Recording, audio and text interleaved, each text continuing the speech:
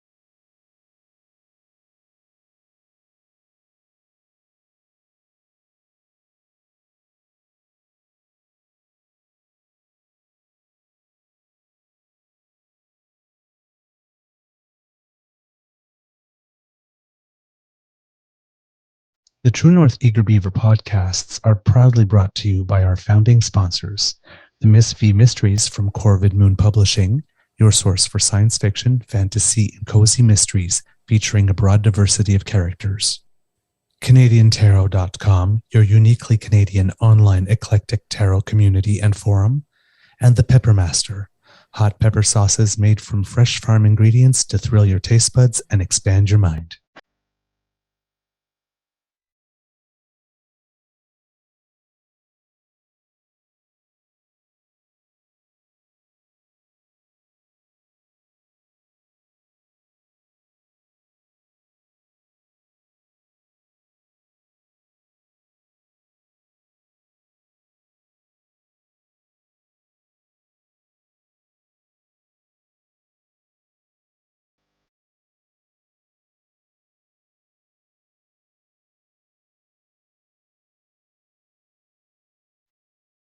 Well, good morning and hello, kids, and welcome to Season 3 and episode number 205 of the Daily Beaver Morning Show here on the Crier Media Network. Need to put a piano to that, a little piano. Yeah, I think even like needs a little like before it's like, you are listening to the Crier Media Network. I need like, you know, like the Andrews sisters or something, you know? Mm-hmm. Andrews sisters. Hope likes this. Yeah, the Andrews sisters. Yeah. Have to run that by Dean and Rook. Yeah. See, my hair is doing some weird stuff today. It's just all over the place. Yeah, mine too. It's all gone. It's a little frizzy and a lot of volume for some reason. All right. As you can see, I'm still MacGyvering it and do not have a script because that's on the other hard drive. So I'm going to do this from memory. Today, recording day is Monday, September 11th. A rather solemn day. 2023, and according to the Weather Network, it is going to be a lovely day here at the Beaver Lodge with temperatures feeling like 28 and nice sunshine. I'm your host, the Eager Beaver, pronouns he, him, he, Mr. Beaver A, and with me, as always, is my dear friend, Mr. Grizzly. A big thank you goes to our podcast founding sponsors, the Pepper Master, the Miss V Mysteries from Corvid Moon Publishing, and CanadianTarot.com. Kind of slurred that one there. CanadianTarot.com. There we go. Good morning to you, Kit Elaine, Kit Mohan, Kit Dan, Kit Linda M. Bonjour Christian, bon matin, comment vas-tu mon pote? Kit Cindy, how lovely. Good day from Manitoba. Lovely to see you here. Kit Mohan, Kit PNC Bio. I think I said Mohan earlier. Yes, I did. But you know what? He's so nice. He deserves a hello twice. Mr. Grizzly, good morning to you. And how's your mental health today? Good morning, Mr. Beaver. Yeah, I'm here. There might be a long delay. How's your mental health today? It's okay. Long delay. Yeah. No, my mental health is surprisingly good. I had a great weekend up at the cottage, my buddy's cottage. We did So Friday night, get up there, had a couple of drinks, sat in the hot tub, smoked a cigar, and then Saturday morning got up. We made breakfast, and then went and played a round of golf. Then back to the cottage to get washed up, and then off to the vineyard. No, actually, we went to the brewery first, had a flight of beer. Then we went to the vineyard, had a flight of wine. Then we went to another vineyard, a new vineyard that. So they technically were founded in 2017, but the grounds of the vineyard were not open to the public until May of this year. And this place is spectacular. They spent millions on this place. Okay. It's styled like an old barn, but it's a new building, brand new building, nestled in a valley right against the Tay River, River House Vineyard Winery. And the upstairs they have a giant great room for weddings, for parties, for anything, with a massive patio on right next to it. It's fully wheelchair accessible. So, Nice. I say wheelchair accessible, but that's not the correct term. It's fully just accessible. Fully accessible. Yes. Yeah. Thank you. Yes. Okay. Fully accessible. And the great room is spectacular. You should see it. I got some pictures, but I'll see if I can show them later. But yeah, so had a flight of wine there, and then we're driving back to the cottage. One of our buddies was the designated driver, right? He took us around everywhere. We're driving back to the cottage, and we're almost back to the cottage, and I'm like, oh shit. I goes, what? I go, I didn't pay my bill. I'm like, what? I go, well, we're all sitting there, and I was engaged in conversation with this American couple next to me, having a really nice time with them. And everybody gets up to leave, and I go, oh, I guess we're leaving. All right, you take care. I got up and left, and we're almost back to the cottage, and I realized I didn't pay my bill. So I said, guys, what can we turn around? They're like, well, why don't you drop us off at the cottage? And Sylvain, the driver, my buddy, is like, yeah, I'll take you back. So I came back, and I walked in, and I go, hi. And the American couple's like, hey, you're back. I go, yeah, I forgot to pay my bill. And the owner was there, and he's like, and you came back? You could have called us. And I'm like, no, trust me on this one. Irish Catholic guilt. I can hear my mom's in my voice going, get back there and take care of your, So yeah, drove back and paid the bill, and they were like, well, thank you for coming back. It was only like $14, with tax and tip, but still. It's the thought, right? It's not just that for me. It's the principle. If I don't. Well, yes, the principle. And the American couple, they're really nice. They're both, one was a doctor of chemistry, and the other was a doctor of physics. And well, they're not a couple; they were just friends, actually, because the lady, her husband was at home in the cabin they rented with his sciatica had flared up. But it turns out these were folks that met each other in grad school and have been best friends ever since. So yeah, it was a great time. So anyway, the gentleman looks at me and he says, as W.C. Fields would say, you can't cheat an honest man. And I'm like, well, I hope I can live up to that. Aww. Wow. That's kind of neat. I like that. Yeah, it was a good time. It was a really good time. Had a great round of golf. First time I'd swung the club since last year, so I hadn't even been out to the driving range. And one of my buddies goes, Paul, your game's a little off today. The first hole, I couldn't hit broadside of a barn door. Teed up and slice, and that's like, well, that's in somebody's backyard. The second one just got past the ladies' tee. So after that, finished that hole, I shot like 8 on a par 4. Terrible. Second hole, I parred it.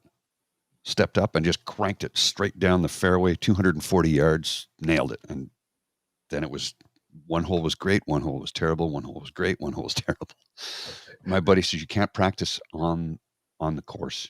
That's why you need to go to the driving range. I'm like, you're absolutely right. I got to get to the driving range. So clubs are in the trunk of the car. I'm going to head out to the driving range later this week. I don't know if I'll get another round in, but just to swing the clubs. I love to play golf. I really do. Oh, lovely. Cool. I paid my registration fee for the curling season. Oh, wow.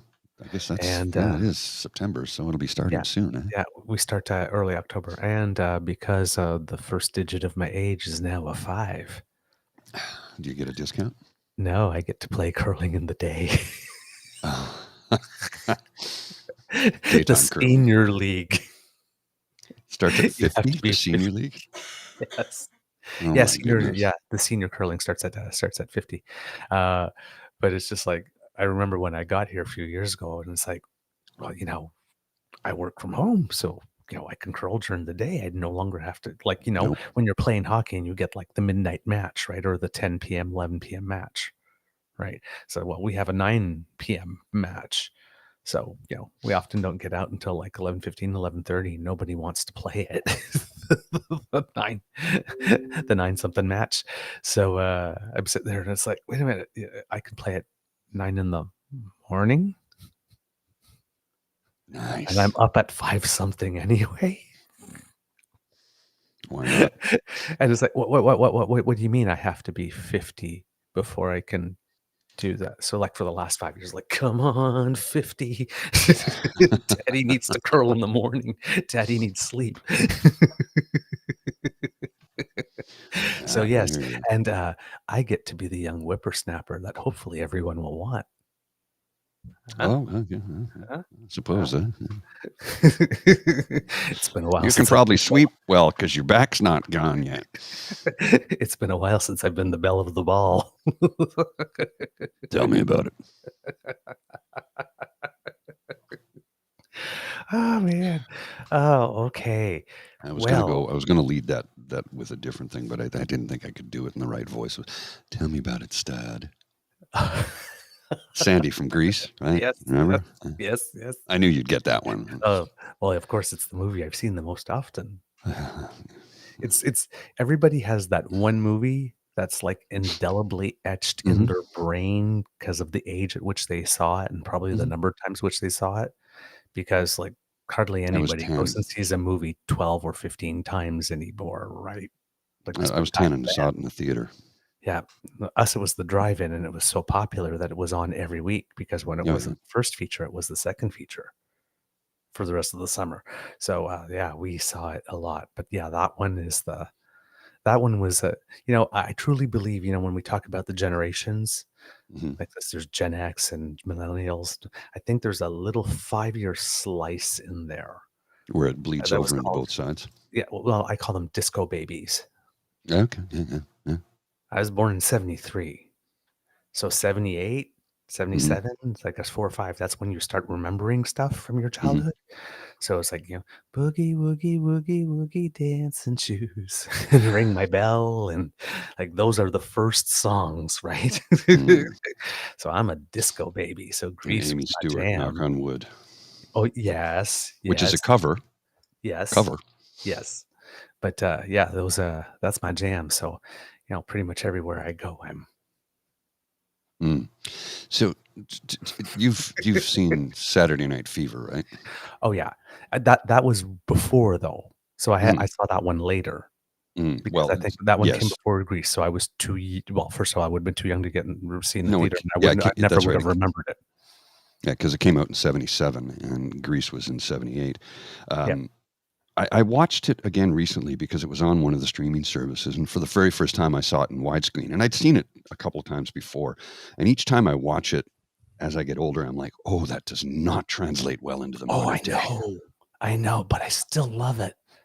I still love it. No, it's a happy place in my childhood, but yes, it does not translate now. You could not make it in 2023. You got to remember the moral of the story is here's this young man who decides he wants more out of life than just the misery that is every weekend, the same thing over and over again, fighting for that little patch of his neighborhood. And yeah, it's a redemption story, and that's why the second film, which unfortunately took too long between the first and second film, Staying Alive, which was the second film, was when he goes off and goes to dance school and gets on Broadway, and he had radically changed his life. Yes, and it is a redemption story, but the thing is, it's like wow, it does not translate well. It's like do not tell somebody from Gen Z to watch that because they'll think there's something wrong with your head.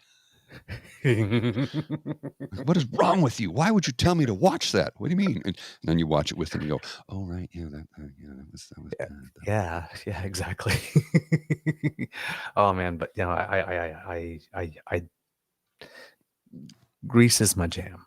If it's on, like it's one of those movies, if you're just flicking the channels and it's like, oh, okay, yeah, we're watching this. All right, Kidz.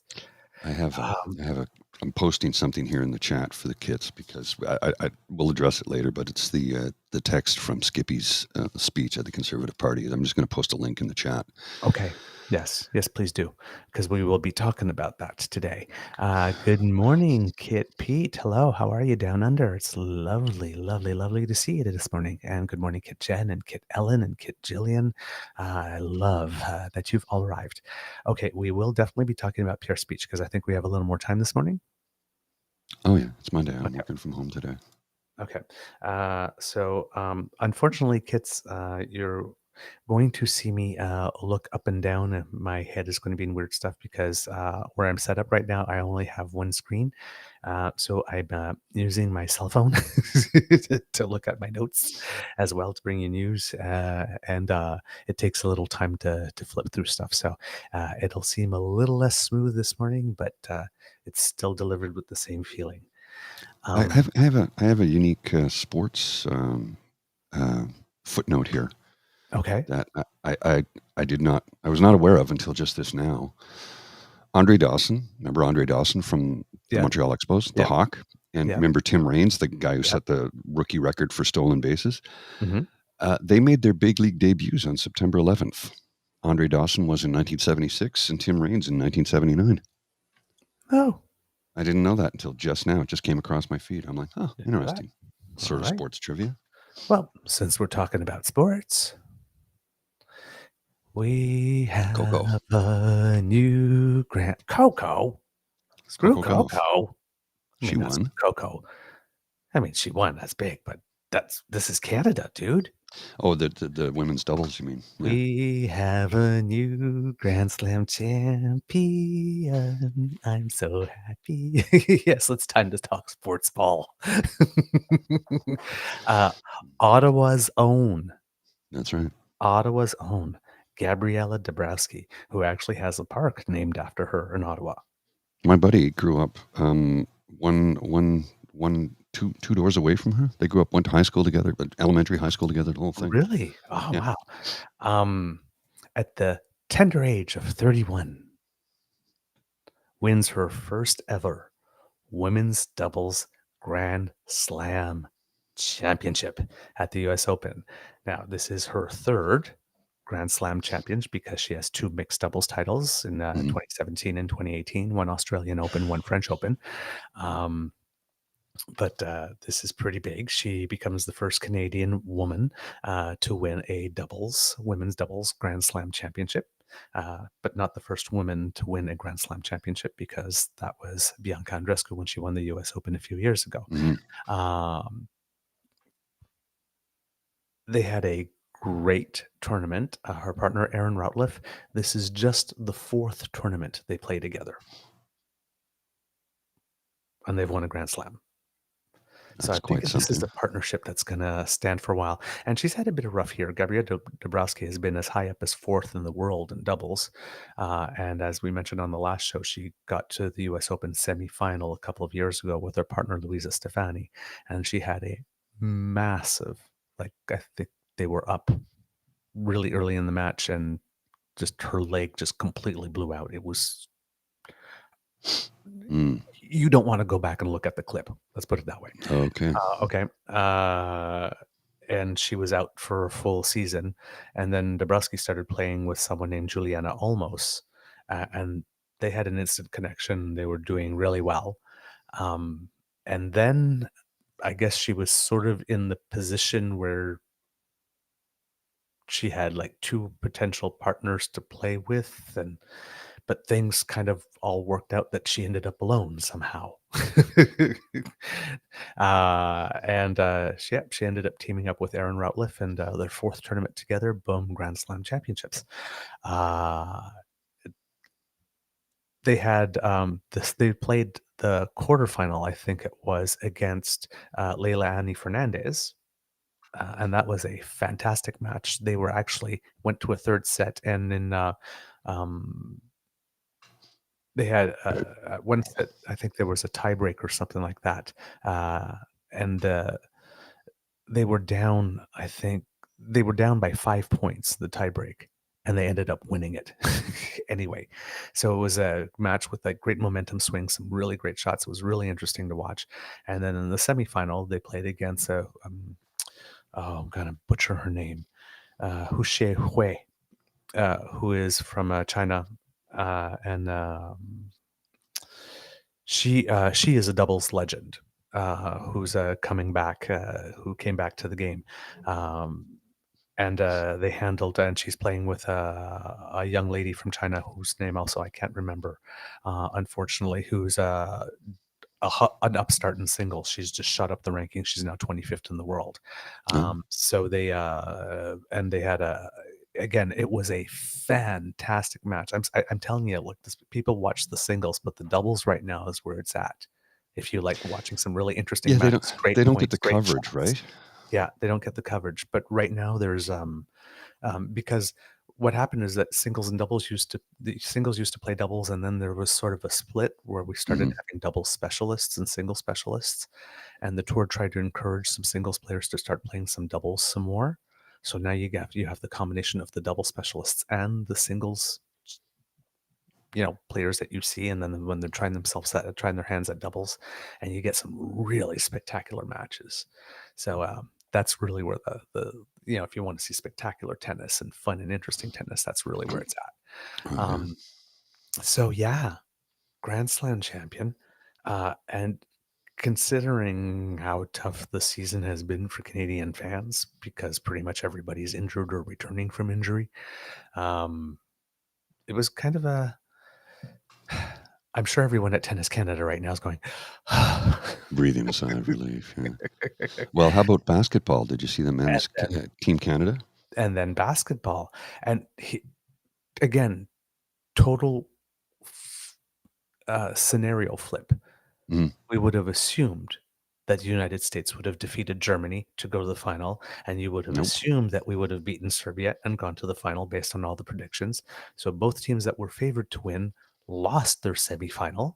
And then you're sitting there and you're thinking, darn, if we were playing Germany, at least we just beat them the week before. We might have a chance at the bronze, but now we're playing the United States. Like, really? And guess who we won? Yeah. Yeah, knocked them out. 127 to 118. I think it's the first time in a good long 1939. Yeah, the United States is shut out of the medals. It's the first World Cup tournament where the United States has lost matches back to back because they lost, against Germany the time before, and they actually lost 3 matches whole tournament because they lost against Lithuania earlier on in pool play. But yeah. Oh yeah, sorry about the Aussies versus Canada on the old soccer there. Eh? Hey. We said you had to go for it if you did, and you did. So well, and interesting that some of the best. that when you consider the 2 most recent World Cups, Women's World Cup of soccer, football, whatever you want to call it, the favorite team was the U.S. They were knocked right out, got nothing. Yep. Favorite team in FIBA, Federation of International Basketball, they got knocked out. So the Americans were shut out of the medal rounds in 2 big World Cup events that they normally dominate in. So both the head of the bodies of those sporting federations are going, what the hell is going on right now? Yeah, and in the United States, unfortunately, when the women got eliminated from the tournament without a medal, there were a certain part, because everything has to be a culture war, people that cheered within the United States. So I wonder if the basketball players will get the same treatment. Well, probably, because if you consider what the cultural makeup of most of the team is. Yep.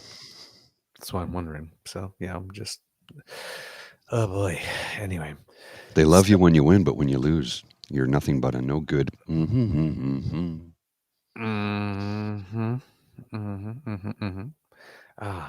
So, but hey, and then this guy, Brooks, 39 points. Yes, that guy. For the greatest number of points in a medal-winning game. Yeah, I saw that. I didn't get to see any of the matches, but I was following along as much as I could.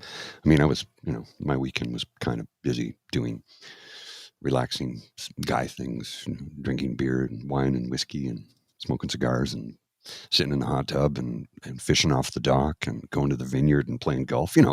A real guy's weekend. Yeah. I don't know if I suppose traditionally speaking, a real guy's weekend does not involve a couple of vineyards, but I don't give a shit. I had a good time. That's all that mattered. And there was a surprising the second vineyard we went to, like the first vineyard we went to, I've been to a number of times now. And it's right in Westport, high up on a hill, so it overlooks, you can see everything. This other one I didn't know about. We went there, and the crowd was very, very young. Well, it turns out they were having a 30th birthday party for somebody. And so one of the gifts was this giant crystal decanter. That was, here's a crystal decanter set. And one of the guys, as a joke, did what young men often do. He grabbed the decanter and he pretended to break wind into it. And when he did, he brought it back behind his butt. And then when he brought it forward, he bumped somebody and fell out of his hand and shattered everywhere. And he's like, oh my God. It was like a $200 crystal decanter that everybody had chipped in to buy. And he's like, well, I guess I'm out $200. It happened right in front of us. I just heard crash and I looked up and I went, oh, that's never a good sound. Oh my. Oh my. No, Dan, vineyard is not code for strip bar. It was actually a vineyard.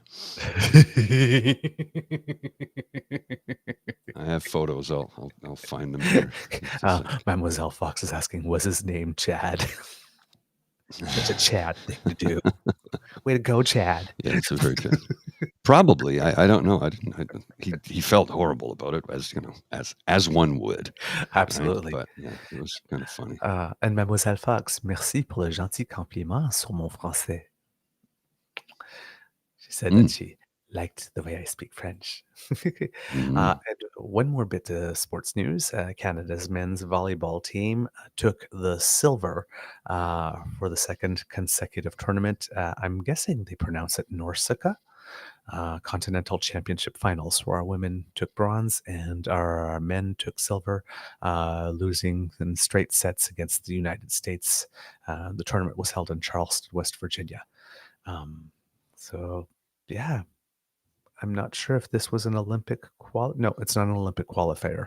The Olympic qualifier for Team Canada will run September 30th to October 8th in Brazil, China, and Japan. Canada will compete in Group C with China, in China with Poland, Argentina, Mexico, Belgium, the Netherlands, China, of course, and Bulgaria.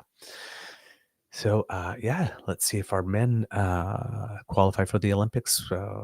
They have, I think, in the last few, but I believe now they are in a bit of a rebuilding year with a lot of the veterans having retired between the last Olympics and the one to come. So, not sure if it's in the cards this year for Team Canada, but they always do us proud. So we'll send them off with some good wishes. All right. Another bit of news. If you happen to be living in Calgary, there was an issue with an E. coli outbreak that affected several daycares. I think over 190 tests have come out positive, and some of the cases got really bad. There were some hospitalizations, and there were some kids that actually had to undergo dialysis because there was an illness called HUS, which I cannot remember what it is off the top of my head. Hemolytic uremic syndrome, which is a kidney issue. And what happens is that the kidney starts to get blocked by the bacteria and it's not able to filter as well as it normally would, and eventually it can lead to renal failure. So they are looking at what caused this. They believe it's as a result of a central kitchen that was supplying these daycares. I think there was about 11 of them in all. There might be more.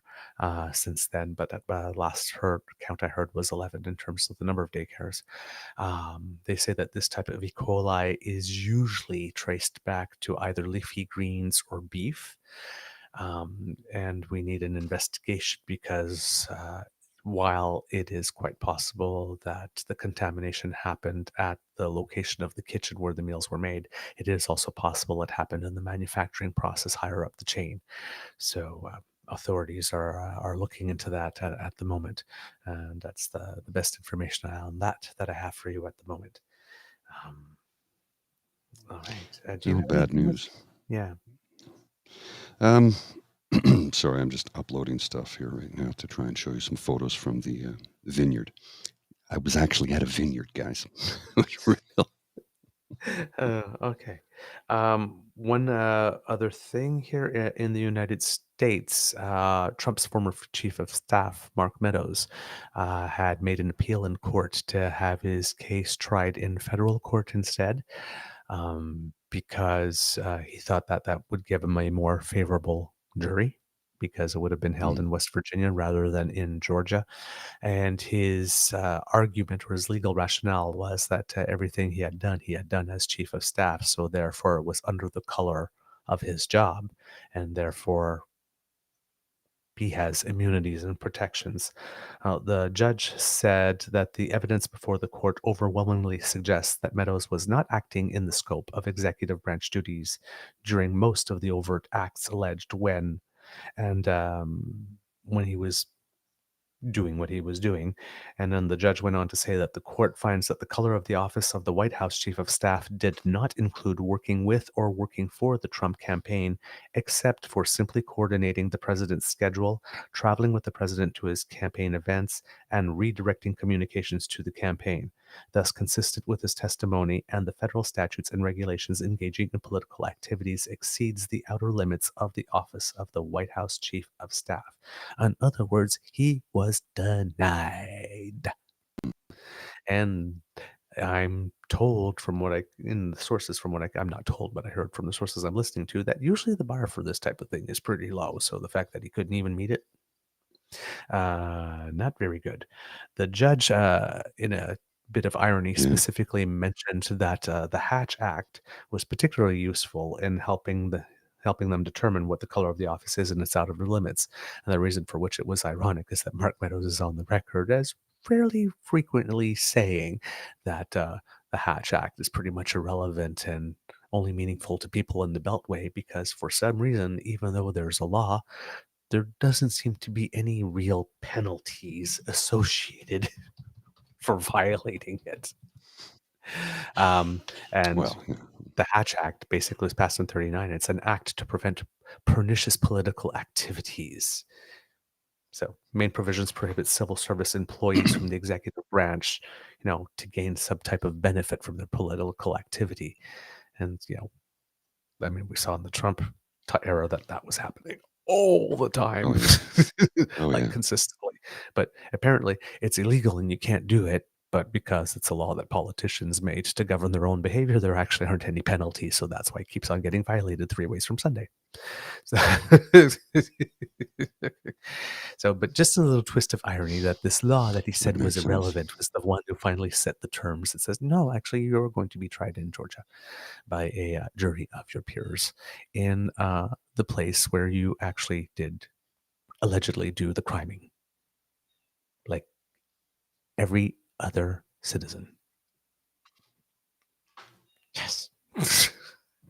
That's how it works, right?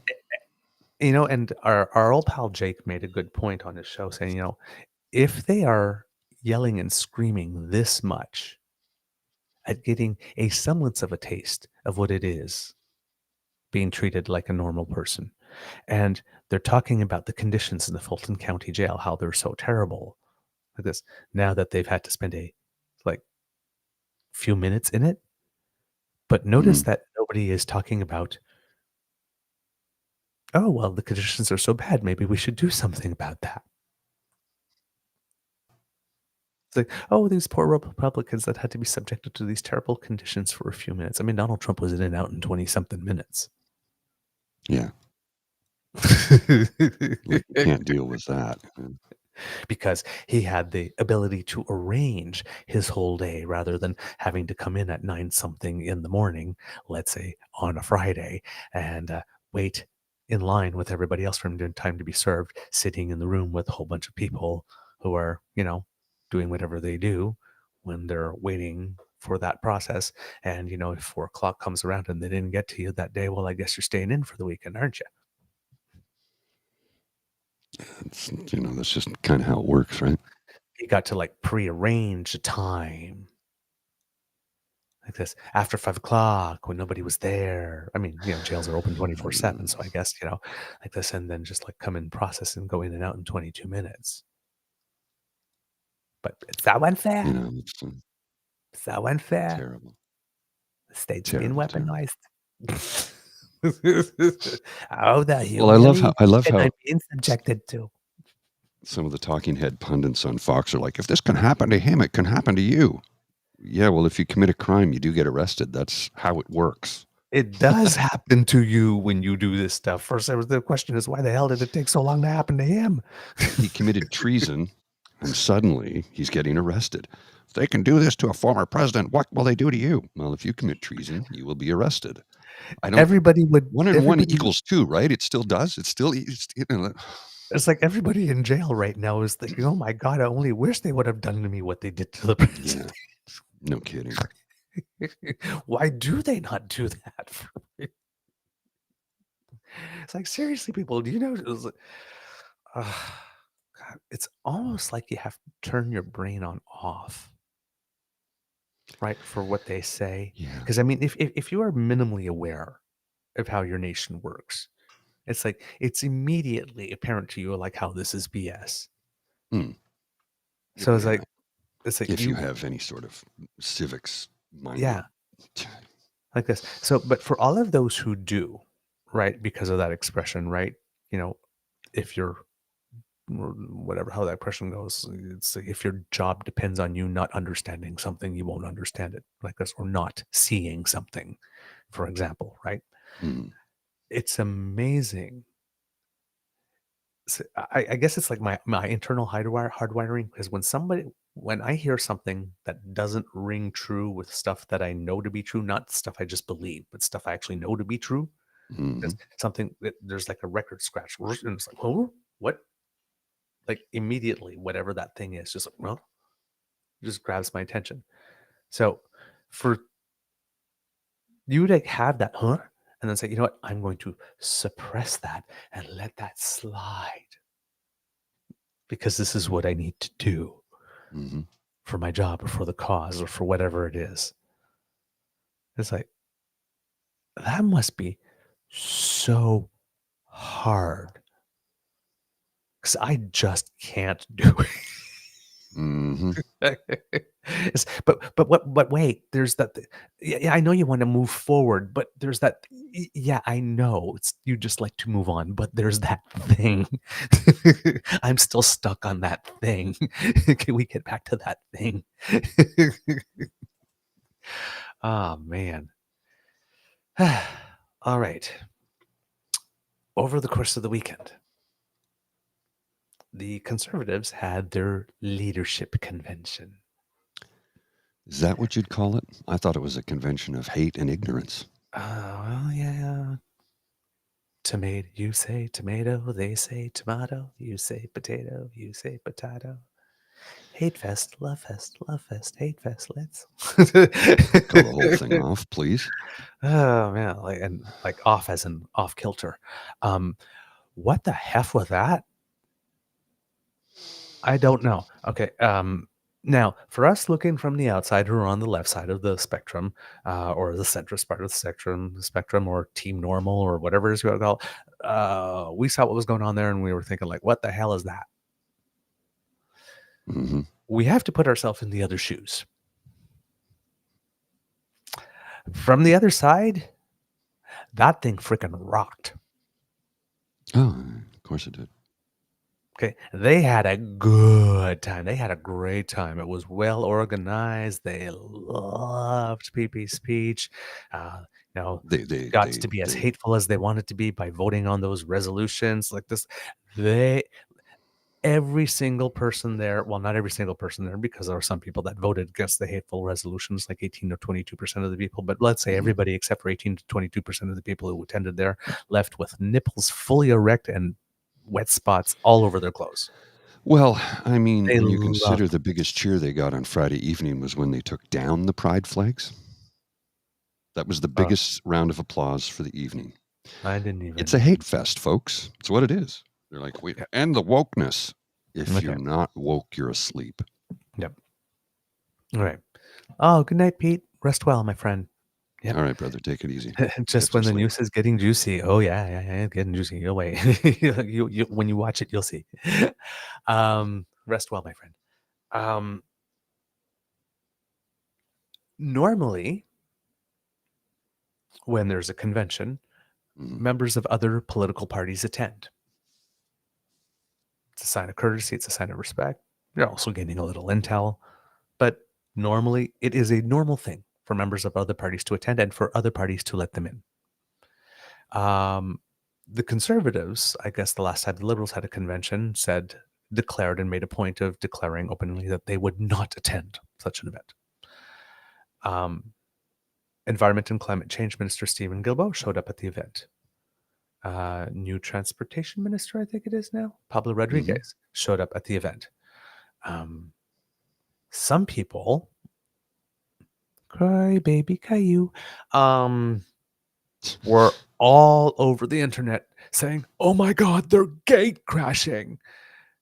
I remember a ambush video a couple of weeks ago when the Liberals were not having their party convention, but their actual cabinet retreat, where Dominic LeBlanc was just sitting there having a cigar, and somebody showed up with a video camera and started asking them, started acting weird and asking weird questions and trying to portray this as like, "Oh, look at you sitting there having a big fat cigar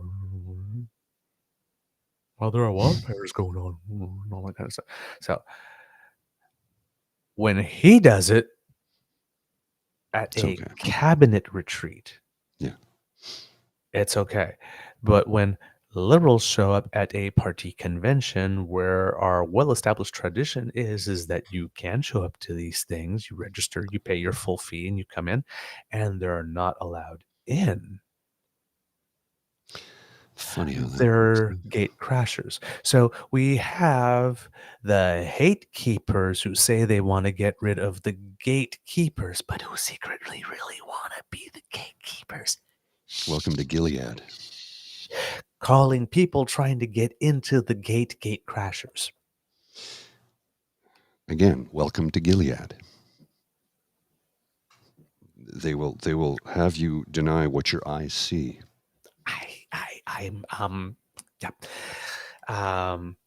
Kit Saucy goes, I think Karima went to Ford Fest. That was also bananas. And there's also, I think, journalists, I think for the Maple, or I don't know if just her work is being carried by the Maple, Nora Leto, who also went in. We talked about her.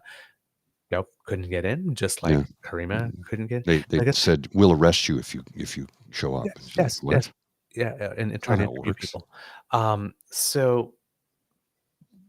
yeah, it's just very interesting. It's the party of freedom and of freedom of expression. Doesn't want the undesirables to come to their event, and doesn't want some people to hear their message live, I guess. Again, it's like, what is it that you're doing with that other hand that you don't want us to see with our own eyes? Well, they have to control, hear with our own ears what it is that you're talking about as you're talking about it. That's what I'm thinking. That's why I'm saying there was a lot of nipple tweaking going on there. I think that's why the camera. You got Kid James here going, every legit outlet should be allowed in every conference or retreat. I do not disagree. Nora is the Ezra Levant of the left. Oh, wow. Well, that should be interesting.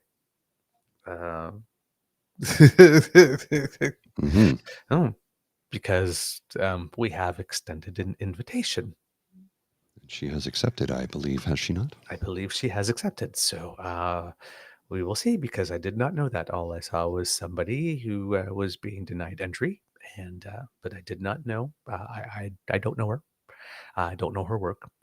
So it's going to, but yeah, blocking media is a fascist tactic, and it's concerning, says Kit Saucy, and I agree. Don't tell her we are friends. Okay, your secret is safe with us, Kit. Yeah. It's just us. Nobody will ever know. Nobody will ever know. Nobody will ever know. Oh man, jeez. So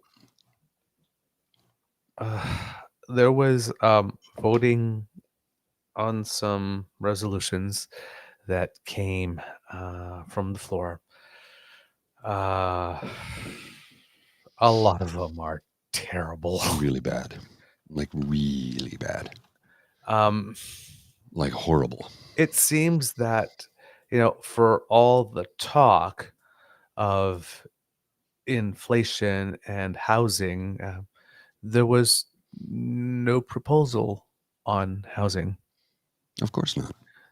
PP delivered his speech, which was very much focused on affordability and housing. He spoke for over an hour, and he didn't touch at all on the WEF or vaccine mandates or Bitcoin but he did talk a lot about housing and affordability. It was almost like he was trying to give some type of economics class. Certainly didn't touch gender identity with a 10-foot pole during that thing. But not. for all that talk about housing from the floor, there was not a single resolution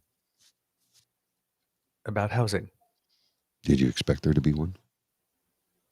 I You didn't. would think that there would be one. Come on, we knew There we'd were, get one this year. however, two with regard to transgender people.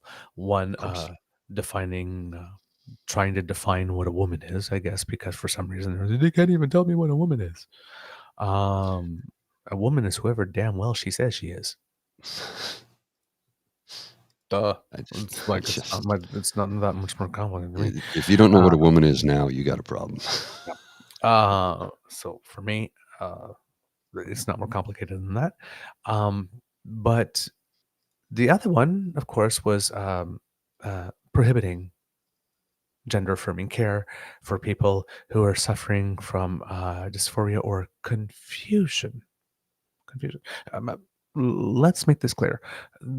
They are not confused. There may be they're not. questioning, there may be discovering themselves, there may be, right?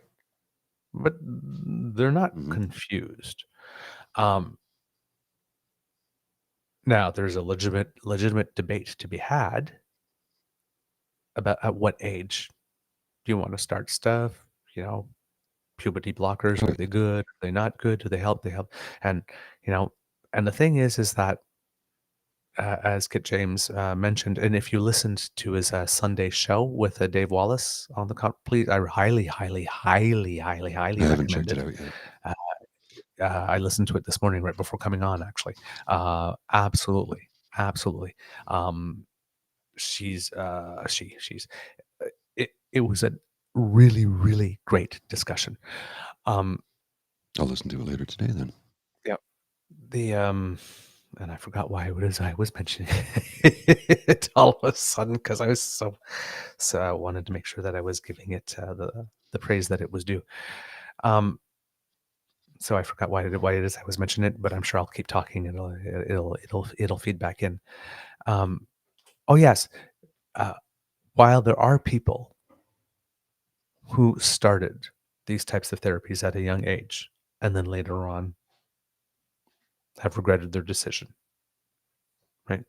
There are also plenty of stories of people who took these and said, "Oh, thank goodness for these." There's always going to be that. Had I gone through seeing breasts starting to emerge or whatnot, that, It would have you sent know, them right over the edge. right? You can't develop one-stop shopping, one-size-fits-all policy. One-stop shopping maybe, but one-size-fits-all policy for this type of stuff because everybody's different. And there's a bit of Schrodinger's box to this, right? If you do decide to make this decision at 16 or at 18 or at 14, it is possible Mhm. that things happen in your life that you feel different about later. I don't know where the line is. It's not for me to say. It's not for me to say. But it seems to be, again, that as is the case for abortion, this should be a decision that is in the hands of a responsible and knowledgeable medical professional The patient and the doctor. patient. And depending on the age, where consent rules are, whatever other members of the family have to be involved at that point. But this is not, I'm not understanding why it is that the state feels it needs a place in these decisions, right? Just like the school decision about pronouns. Mhm. It's like they keep on trying to frame it as the school should not be withholding from parents. But knowing a piece of information and choosing not to volunteer it is not withholding. Well, it's also respecting the right to privacy that the child has. There's discretion. There is just knowing your place. Mhm. There are things you have told me Mhm. that, yes, I could go and tell, but it is not my story to tell. It's Exactly. not my place to share that information about you.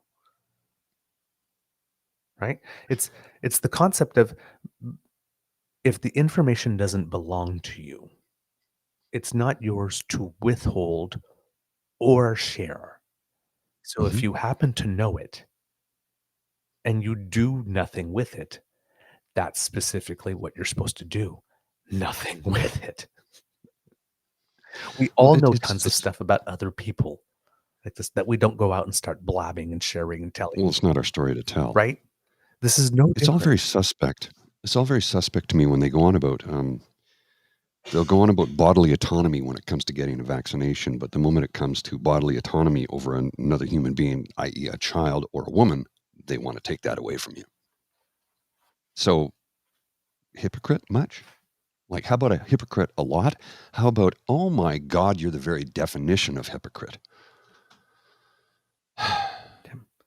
So, and it seems to me that this would be the same type of decision, you know, at what age and how sure, and, you know, we have kids that are very mature at a young age, and then we have a lot of people who are older who you talk to them and say, like, how old are you? Right? Mm-hmm. Every person is different. We it just seems to trying to establish a policy that's hard and fast on this doesn't work one way or another. Oop, hold on for a second. You got disco going off there. There you go. Have a good day, my love. You're in a disco with the lights going on and off. Yes, the lights were going off and off. My beaver sweetie is going to mold young minds. Cool. Yeah. First day of school, he's teaching today. Yay! Oh yeah, I guess it is Yes, September yes. after all, isn't it? The way. So,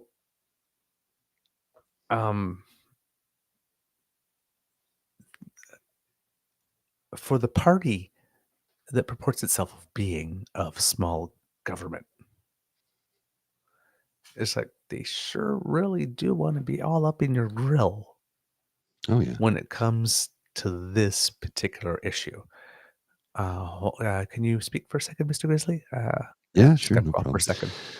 It's a super complicated issue, and again, I'm not one to be able to speak on it directly because I don't have, as the saying goes, any skin in the game. And it really is between the doctor and the patient, right? In the end. And I just don't understand why people cannot comprehend that fully. It's like we don't have the right to dictate this.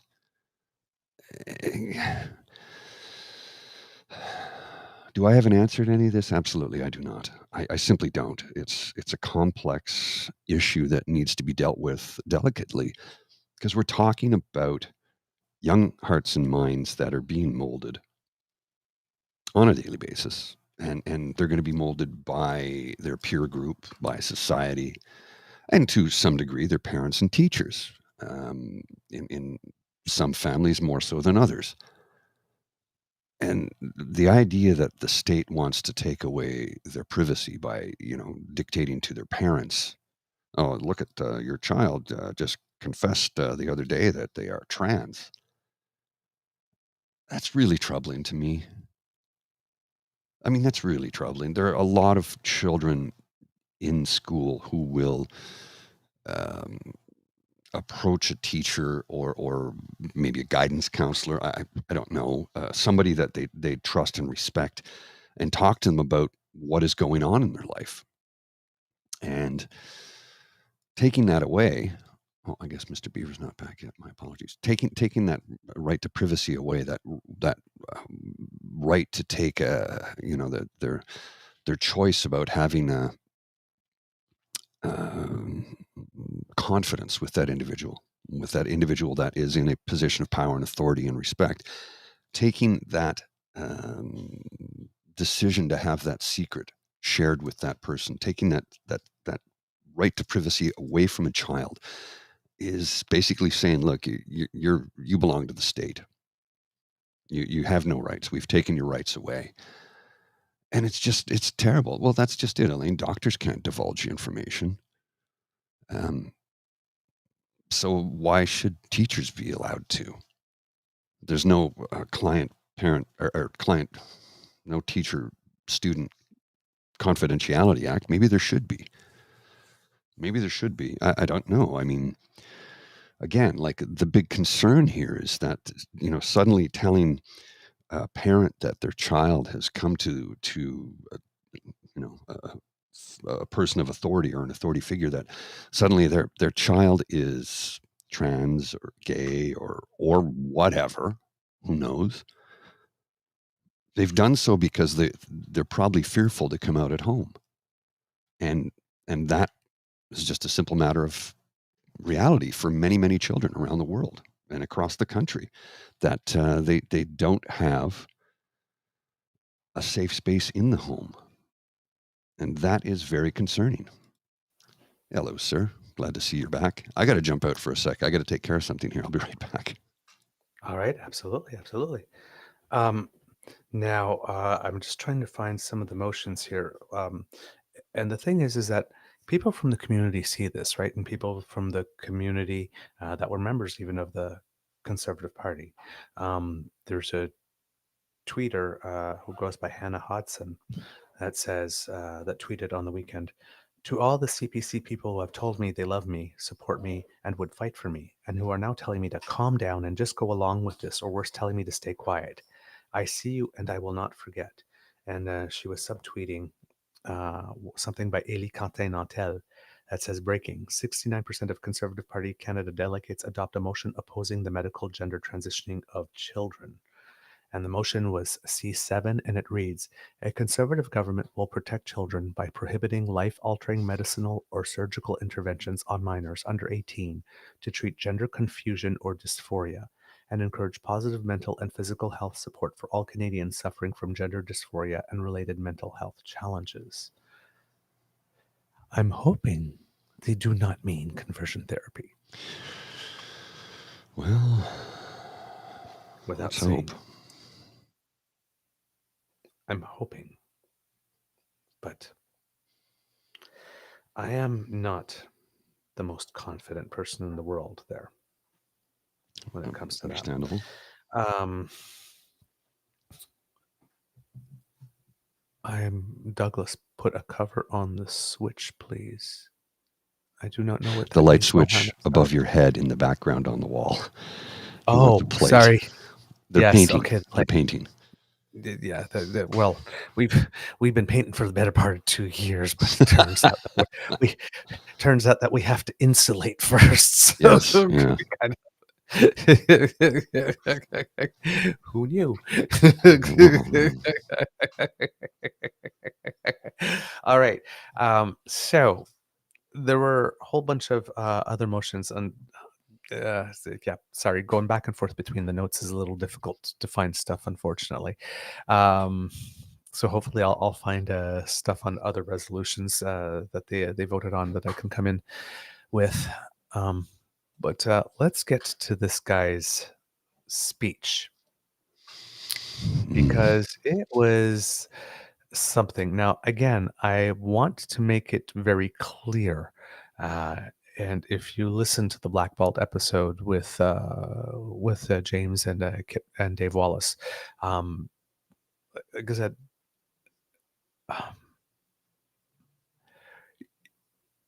if you listen to the speech, you would be rolling your eyes and going, "Oh God, come on!"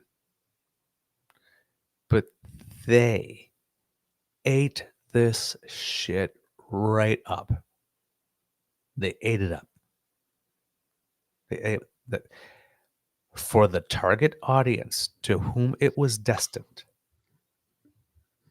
It was well crafted. Okay, well delivered. Yeah, not gonna lie, it was.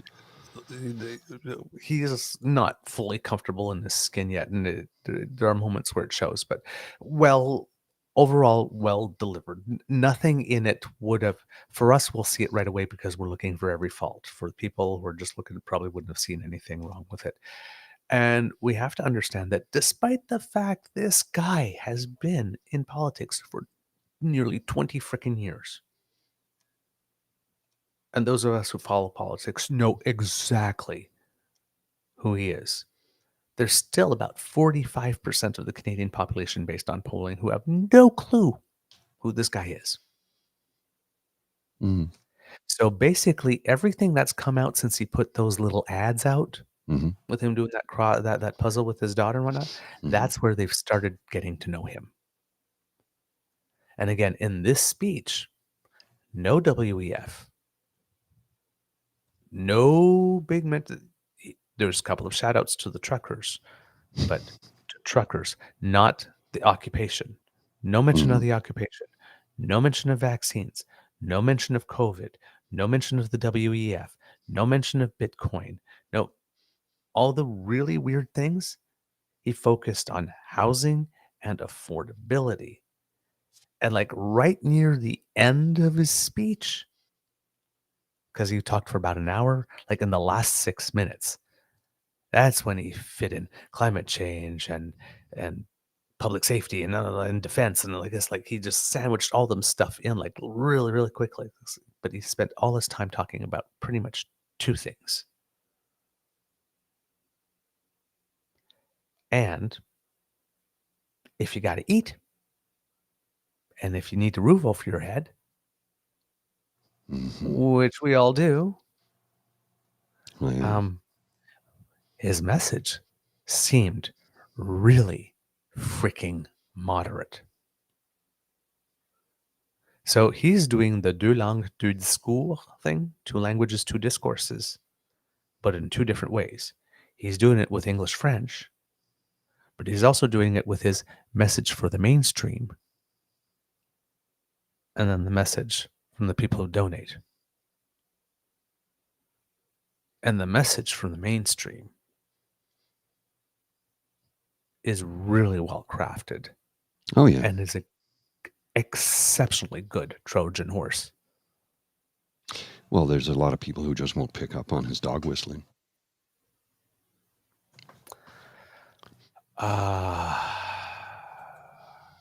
We should be concerned. Oh, yeah. I am. I'm genuinely worried. If he survives to the next election as party leader, and that's a big F, I thought he would have been gone by now, to be honest with you. So I got that one wrong, sadly. Wish I didn't get it wrong. I wish I got it right, but I didn't get it right. And that's okay. Those things do happen, but I really thought he would have been gone by now. If he survives to the next election, which is basically 2 years from right now, right? 2025. If he survives till then, and I don't think he will, but if he survives till then, and if the Conservatives were to win even a minority, and he was in charge, I shudder to think of what will happen to this country. Because he is the king shit at Turd Mountain. Literally, he's the reformer of the reformers within that party. I mean, he's the dog whistling. I'm trying to be polite right now. I'm trying, and it's difficult to try and be polite and use proper linguistic terms when all I want to do is scream obscenities at this shit gibbon of a man. Yeah. So, the speech started off because I'm not sure if everyone watched it, and as you know, I subject myself to this torture so that you don't have to. Mr. Dimples undershirt concerns me more. Me too. The more I hear him, the more I hear him, the more there's something going on with that guy that's not right. Mm-hmm. I don't know exactly what it is or what it is that he's hiding out there, but there's something that's not right. And this is a guy that hides a lot of stuff about himself. So, I'm not sure what's going on behind that veneer, but I don't like it either. Liz Truss was the lettuce and Pierre Poilievre's a Brussels sprout. Get saucy. That's true. Mm-hmm. They both had the same plan coming in, and then Liz Truss's didn't meet first contact very well. All right. So they opened by showing 2 of the 3 new ads that they had done. The first one in French, which is the one with him, with her talking about her husband, how he's a good dad and all that kind of stuff, and takes good care of his children, he's a good husband, and the one that was really trying to soften. And if you listen to it in French, because there's a version in English, mais quand tu l'entends en français, elle parle comme une Québécoise. Yeah. She speaks like a Québécoise. She speaks like with the Quebec French accent. She's,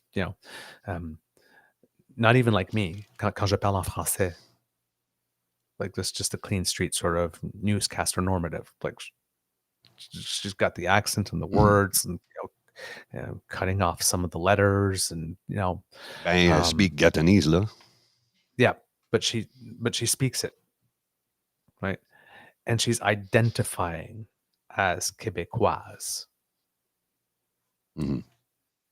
Okay, when they speak about her, they do not speak about her. Yeah, she says, I came over here and whatnot like this, but she doesn't speak as if she identifies as Latin or identifies as someone primarily who came from somewhere else. She had, and she has been in Canada for a very, very long time as a young child.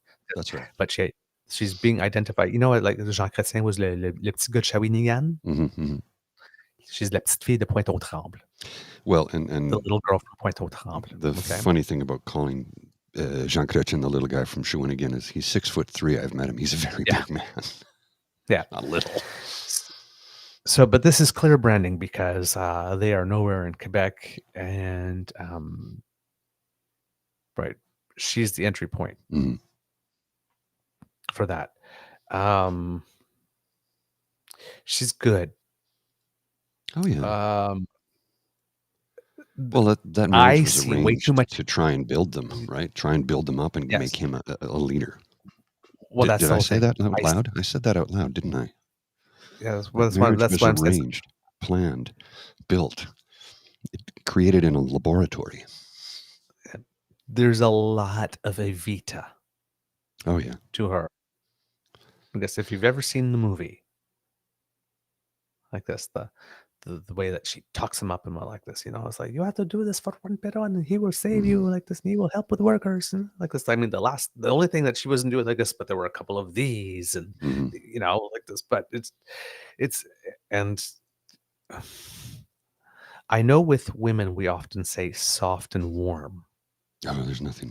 I know she wasn't soft, she wasn't warm, and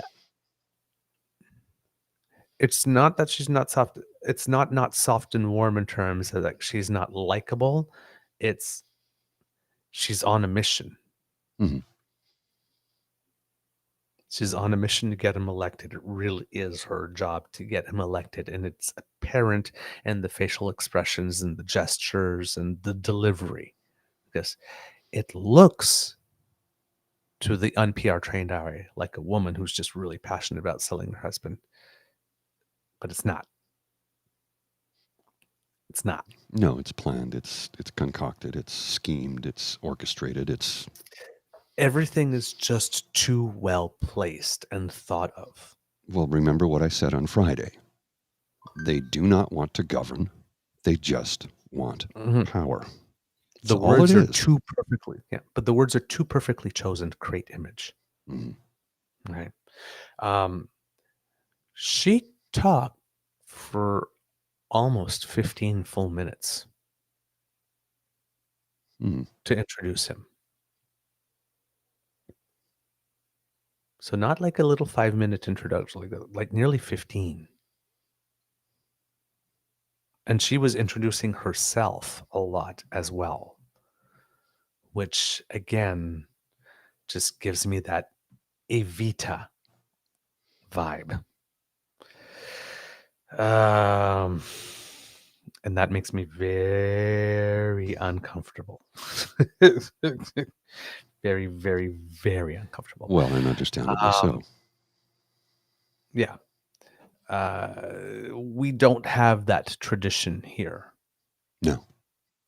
In Canada. This is new ground, new waters, new territory that we're venturing into, and it's unfamiliar to all of us. Yeah.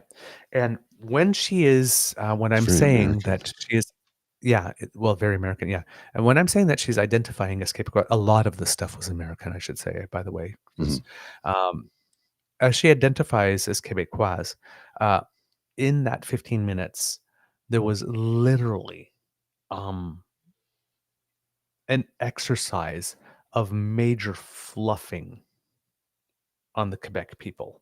Well, why do you think they had it in Quebec City, right? Well, yes. I mean, that's the main reason. Because they know they're thinking that their path leads there, through there. But he's not popular. She had a whole section where she kept on repeating "Je me souviens." Yeah, I will remember. Right, which is on the license plate. Je me souviens. Now, je me souviens, like this. When we're saying, because everybody turns on, je me souviens de quoi? What do I remember? Like the full expression is, je me souviens d'être né sous le lys et d'avoir grandi sous la rose, or something like that. I was born under the lily and raised under the rose. The fleur de lis, France, the rose, England. So I'm not remembering something good here. No, it's all kind of bad. It's not good times that we're remembering, right? I remember this, and that is why I stand for this, and this. So she took the je me souviens, je me souviens, je me souviens. And then, of course, they made me feel at home with no difference. Again, with the whole context going around with Quebec, with Bill 21, Bill 96, and all those kinds of things, and ostentatious symbols. Well, you're not wearing any ostentation symbols and not trying to become a teacher, so of course you haven't been subjected to any difference. Now, this is stuff you have to understand that the base in Quebec, the people that vote CAQ, people who vote Bloc, love to hear. Right? Oh, yeah. We're not racist. We're the most tolerant society like this. We just have a different respect with religion. We're only trying to protect our culture. It's like we're not like if you had been oppressed like we were, you would be doing this too, right? That oppression ended a long time ago, though. Shouldn't be forgotten. I'm just saying, Should not be forgotten. it's No, I mean, I'm not trying to and dismiss always it. vigilance. Yes, I'm not And trying to always dismiss vigilance. it at all. Like, I please understand that. I'm not trying to dismiss anything here, or be an apologist. But But she's feeding into that narrative. Look at me, I'm different, and I've never been treated differently, and I've always been fully accepted by you. And so she's playing in that. And then she actually said, no more hyphenated Canadians. yeah, that's curious. And about a minute later, she starts speaking Spanish. Yeah. Like, really? Now, if you were in the United States, I would understand that. Mm-hmm. And there is a growing Hispanic it's not population an official in language, Canada. but I would understand that. But here, it's not a case. So now she's just showing off. Yeah. Right? She's just showing off. In this case. So no more hyphenated Canadians. Then literally about a minute later, she starts speaking in Spanish for a while. And then you really... So no more hyphenated Canadians. So much for freedom. So much for the Canadian mosaic. Mm-hmm. Right? Because the one thing about Canada is you get to be Canadian and whoever Yes. else you are. Right? So no more hyphenated Canadians. We're all Canadians. All one all one melting pot. Right? And then like the full Evita moment was the victim statement that led to a standing ovation. Right? When someone shows you pain and fear, it's not the time to turn your backs on them or call them names. Hello?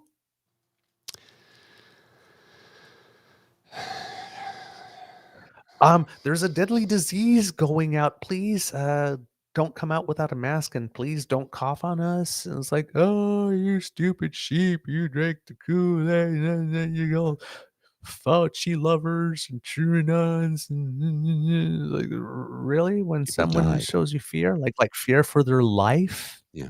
Like not wanting to contract an illness that will kill them, you don't turn your back on them and call them names. You just like try to close off all the borders and occupy the capital and overthrow the government.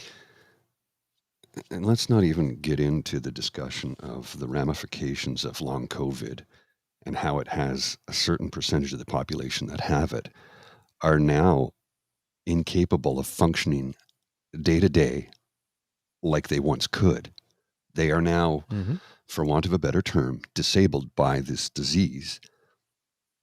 But that doesn't fall under any sort of disability schedule, if you will, so that, okay, I can't work because I have long COVID. Well, it's not recognized. Insurance doesn't cover it. ODSP, which is a joke anyway, won't give you anything. So what are you going to have to do? Draw welfare, which pays less than ODSP, which is an insult in and of itself. So are we just going to throw people away like garbage? Because that seems to be what's happening. But it seems so. What we did, right? The seniors. Yeah. Oh, yeah. I mean, when that guy in the United States like made that comment, oh, I'm sure there's a couple of people that wouldn't mind like kicking off early in order to make the economy better for their children and grandchildren. Excuse me? Yeah, that's just warped. Right. And then she tried to paint a picture of him as a thoughtful man. Say, you see the person out there doing all that stuff, but when I'm at home, I see all the hours he spends in quiet contemplation and deep analysis of all the files. And that's why he was able to predict inflation 2 years before the experts. He didn't predict inflation 2 years before the experts. He started talking about it, but he didn't predict it because, I mean, when we shut everything down, we kind of knew that when it would come time to open up, we wouldn't all be opening up all around the world at the same time. Hey, whole world, COVID is over everywhere. Let's just open up and like just continue. That there would be stuff that would happen. And we all know that, yes, of course, when you increase the money supply, which happened, and then you give people nothing to spend it on because we couldn't go anywhere and spend anything. So a lot of people, some people changed things to their homes and renovated, and some people moved homes, moved away because they thought, okay, this is how the world's going to be now. Be working more from home. Some people just, but a lot of people either paid down debt or accumulated savings, and then all of a sudden we reopen, and when we have pent up demand. Well, there's a lot of money going around, and there's not a lot of supply because there's still not enough people to make stuff or to ship or get them there. So of course you That's a get little inflation. problematic. Eh? We knew that would happen when we closed down. Mhm. He's not a genius.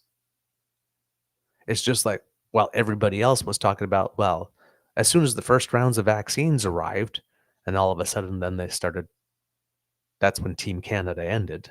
Mhm. And then they Oh, started to yeah. angle for political advantage. It's like he knew that the government would still be focused on trying to get vaccines out and watching if there's going to be other waves and stuff like that, and trying to engineer some type of soft landing. And he just started talking about housing inflation right then and there. So it's not because he predicted it before everyone else or saw it before everyone else. It's just that 2 years ago, he saw, like everyone else saw, Mhm. that's the natural consequence of this type of thing will be these types of things. And he decided to talk about it, being the only one talking about it then, because everybody else was focused on everything there. And it just sounded like shit talking at that moment. And it's like, why are you annoying us with this stuff? But now that it's here, now they're trying to frame him as some genius. He's not a genius. He's Yeah, an and as idiot. Mr. Gal says, inflation tends to be cyclical. Just keep saying it's coming, and eventually it'll come. Yeah, eventually you'll be right.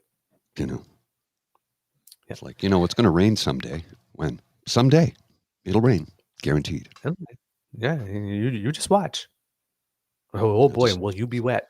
Just hope it doesn't rain like it did in Greece. They got 3 years of rain in 2 days.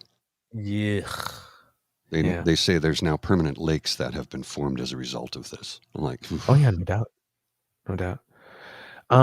So she finishes talking, and then they announce him, and then he comes in with this huge gauntlet of a reception line. So reception line, one set of windmills, hello, hello, hello, hello, going around. Some people going, Pierre, Pierre, Pierre, Pierre. Gets on the stage, puts his arm around Anna, a little round of synchronized waving.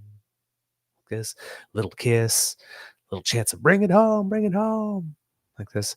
Then of course he opens with one of his "Take my wife, please" bits. But reverse, "Take my wife, please," because it's like, oh my God, look at, she's so wonderful. Because, oh yeah, when I met her, people said, who is this brilliant and beautiful Québécoise? I'm sure nobody turned around and said, who is this brilliant, beautiful Québécoise? Who's this brilliant, beautiful woman? Who's beautiful like this? But no. But who is this brilliant and beautiful Québécoise? And what is she doing with this squarehead who seems to have lost his glasses?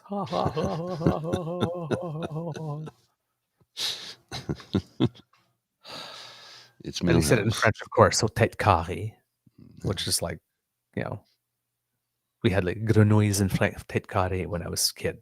You were either a Coke and May Coke and Joe-Louis or Pepsi and May West. That's the Gatineau breakfast, là. That Pepsi, and I made for breakfast every morning there, See, and then at lunch I have a poutine. And then one of the, and I believe if you were Pepsi and May West, you were Anglo, and if you were Coke and Joe-Louis, you were Francophone. Reverse that. That was the stereotype. Reverse that. Pepsi May West is Francophone. In Gatineau.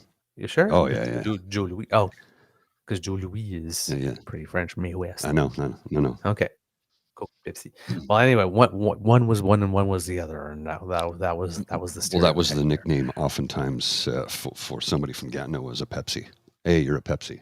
A Pepsi. Yeah. Wait, yep. So, and then of course so you have the Americanism of the whole first lady-ish type stuff and the big gauntlet and all that kind of stuff. And then, the one thing like that often is said in America that always makes Canadians roll their eyes.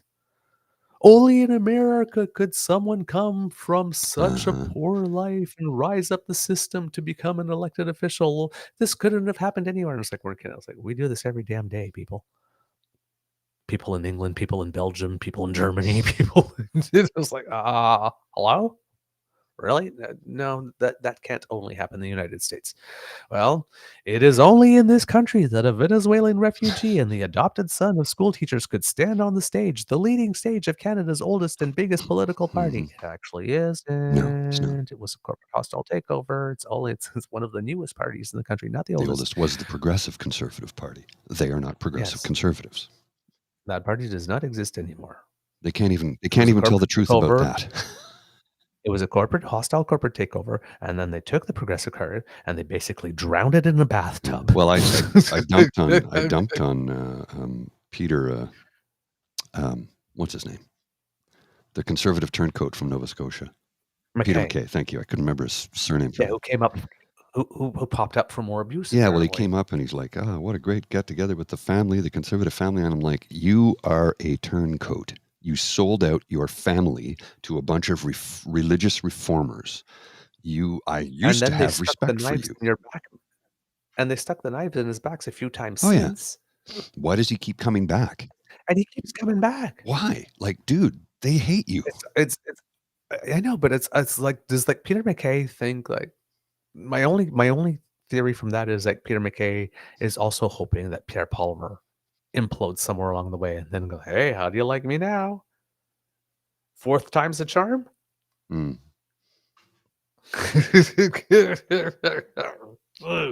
Dude, respect yourself, man. He seems to have no self-respect. Have a minimum of self-respect. Like he seems to have none. I mean, I tweeted him directly. I sent it directly to him. I said, dude, I used to have respect for you, but none anymore. This is, you sold out your own party. You did it willingly. Oh, yeah. He did it. And it's like, so it's only in this country that a Venezuelan refugee and the adopted son of a school teachers could stand on the stage, the leading stage of Canada's oldest and biggest political party. Only here could that happen. Only in Canada. Only in Canada. Only in our country. Like this. And like they started chanting, I think, Bring It Home. But for a second, I was half expecting them to start going, Canada, Canada, Canada. It's like that's the only way that moment could have been more American. Bring it home, though. Okay, what are they bringing home? They still haven't told us what it is. Yeah, powerful paychecks. I don't know what that is. I am powerful paycheck. Powerful paycheck man. Like powdered toast man? Is he like that? Powdered toast man. Powerful paycheck man. I'm guessing. Oh, God. All right. See, this is what I mean. He makes it so easy for us to laugh at him like this, and we don't take him seriously. But seriously, the way that this was crafted, I'm telling you, I kid you not, the intended audience is eating this up. Okay, it's done very well. Then, more stuff. The promise of Canada is that every successive generation would do better than the previous, and that's the one Trudeau broke. That's the promise Trudeau broke. Not exactly true. Nobody promised you that the next generation would be. I mean, we were very fortunate that between global pandemics, there's been like about 100 years. So, conditions have been such that it's been able for people to like pass down generational wealth and make lives better. But, all it takes is one global pandemic and about 50 years of trickle down, and then poof, gone. Yeah. And trickle down, wasn't that your thing, conservatives? Yeah. It's been proven time and time again that it doesn't work. All it does is make the rich richer and the poor poorer and keeps us down. Always punching down. That's all they ever do. Punch down. And there's what PNC Bio says here. The party is currently in love with Pierre. They won't be happy until they try a Canadian Trump. Hopefully their parties are smart enough to keep reminding people of all the stupid shit he's done. Very poignant statement. And you have to remember, too, when we had our chat, our political discussion / interview with Mark Garrettson the other day, Mark said to us, you would be shocked at the number of people that call my office to discuss their Second Amendment rights. I'm like, what? He goes, yeah, there are people in this country who think the Second Amendment applies to them. And I'm like, the Second Amendment in this country was to allow Manitoba into Confederation. That's the Second Amendment. I'm sure if we had some lawyers on, there'd be plenty of them that would ask about people pleading the fifth. Yeah. It's like, we We don't have that. Anyway, yeah. So Stop BP watching then went television, on. maybe watch the news, maybe read a book, maybe open up a history book, maybe take a basic civics lesson. Yeah. Then he continued on by saying, well, this promise that Trudeau broke, that each generation is going to do better than the next, is something that his reality he's going to restore. And then he engages in some very clever preemptive framing by claiming that there are only two choices, except the choices are different in English and in French. In English, it's the Trudeau NDP coalition, but in French, it's the Trudeau Bloc coalition. Which is just nonsense. When's the last time a separatist wanted to help a liberal? Yeah. Really? Okay. Then, talks about the Trudeau Trust Fund a little bit. Then he starts fluffing Stephen Harper. And if you look at his Twitter feed today, oh boy. Yeah. Stephen Harper balanced the budget by selling at fire sale price. Yeah, he ran deficits, but he balanced budgets like for the first 2 years, coasting off the Martin stuff, and then had deficits. Then the finance minister claims he didn't see the 2008 financial crash coming, but of course they scheduled an election just before it hit, even though they claimed they didn't see it coming.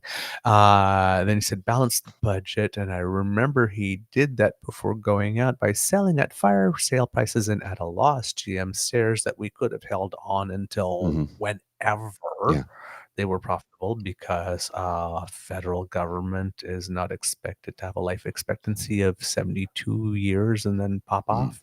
That's one of the beauties of the federal government, is that we assume that the country will last as long as eternity lasts, and therefore you have a long time to pay down debts. And then Canada's middle class apparently was richer than America's for the first time under Harper, and crime dropped 25%, and people in small towns could leave their doors unlocked. I think Michael Moore proved that with Bowling for Columbine. I think that was before Harper was there. Yeah, I know. Right. It's just, and all of this, a cascade of bullshit. And all of this despite wars going on in Syria, Iraq, Afghanistan, and yes, Ukraine. Okay. First of all, let's not try to pretend that whatever was going on in Ukraine back in 2006 or before was anything on the scale that's going on now. Not even close. And let's not pretend that there are not any other wars going on in the world right now. We've got Yemen. We've got like 7 African nations in the last 3 years who've had coups. We had nothing to do with Syria or Iraq. We didn't supply personnel or armament to either of those. Yes. No. So why is he even talking about that? But there were wars going on at the time, like there are wars going on now, and Stephen Harper did all of that, right? Just cascade of bullshit. A Niagara Falls of bullshit. Yeah, it's basically funny. When Stephen Harper was Prime Minister of Canada, none of those wars caused inflation in Canada. None of those wars were on the same scale as the one going on right now. None of those wars ended up in the global breadbasket. None of those wars stopped shipping through any major shipping route. None of those wars. No, not even close. None of those wars involved a superpower.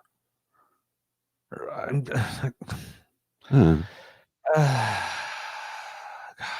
just so. What was it Borat said? I support your war of terror. Yeah. And then he's comparing, well, they both had a big thing, Harper had the 2008 financial crisis and had the global pandemic. Again, scale. Yeah. Scale. The pandemic made the 2008 economic crisis look like an amusement park ride.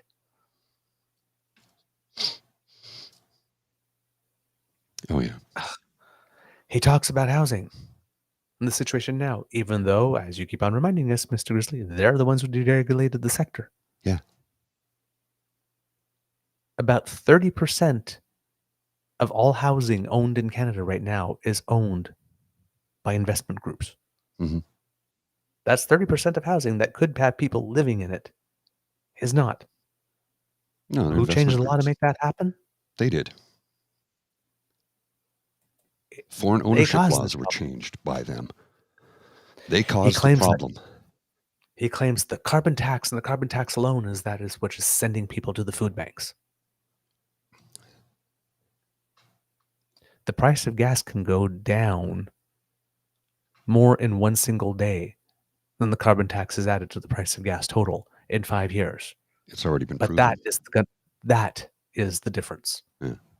That's what makes it so that you're on the verge of losing your home. And if memory serves, the price of food has not increased one iota due to the carbon regulatory fee, actually, because that's what it is. It has not increased, and it's been shown that it's not increased the cost of food. Because it's not like it's, every truckload of food is now $2,000 more because of the carbon regulatory fee. That's not how it works. No. But he's got a good buzzword that he can hit you over the head with. Oh yeah. And then he goes on then to, of course, because we have to villainize the prime minister, someone who is a nefarious suppressive force trying to make life harder for Canadians. He says, well, Trudeau blames Canada for all of this. He says that Canada has no core identity, that Canada is not the best country in the world. He's ashamed of our common history. Talking about the passport stuff again. Yeah. There can be no heroes but him. That's why he put a picture of himself swimming at Harrington Lake in the passport. Apparently that squiggly thing is Trudeau, and Trudeau had a private meeting with that artist and said, represent me somehow. Like this is with everything that's going on. The conspiracy theories. I'm just quote, this business of deleting our past must end, and this is a matter on which English Canada must start to learn from Quebec. Quebecers, and I'm saying this deliberately in English, do not apologize for their culture, their language, and their history. They celebrate it, and all Canadians should do the same. Vive le Québec! Vive la nation québécoise! Vive la nation québécoise! That's kind of sounding like Vive le Québec libre. Yeah, and I'm De Gaulle, guessing maybe? that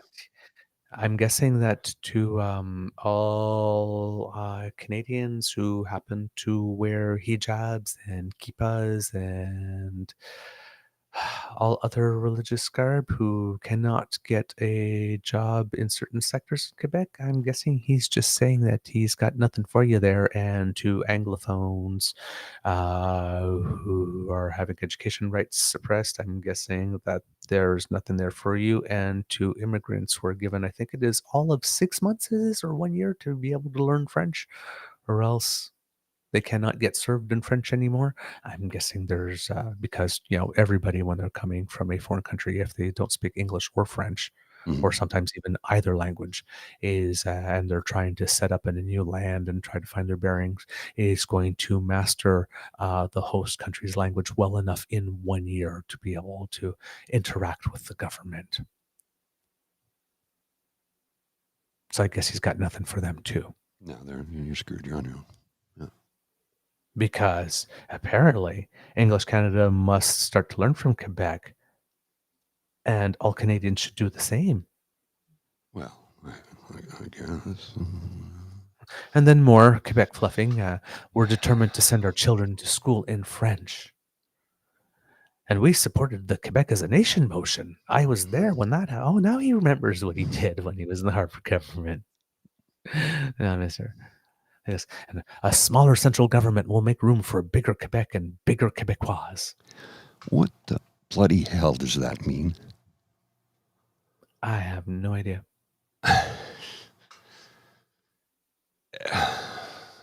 But sounds good. Exasperated. Sounds good. So does a powerful paycheck and bring it home, but it doesn't make any bloody sense. I've never had a powerful paycheck. I've had a paycheck. Yeah. Never had a powerful one. And then we get to a clip that I'm going to show you because I've just been reading them, but this one you need to hear from him. Okay. This is where things go off the rails. Well, not off the rails, but let's say the most shamelessly awful attack on the Prime Minister on this one. So hold on. Let me set it up here for you. There you go. That should do that. Okay, go full screen and I'll blow it up. Yep. Anytime, sir. Go ahead and hit play. I'm not sure if I have to hit... Okay, this bar may stay down here, but okay. That's fine. Just go ahead. No sound. Yeah, we've got no audio. There's no audio? No audio. No. No sound. Oh, why would there not be I don't know. Send me the clip and I'll be able to show it from here. Okay. Just send it to me in the chat. All right, hold on. Do a copy paste and I can, yeah.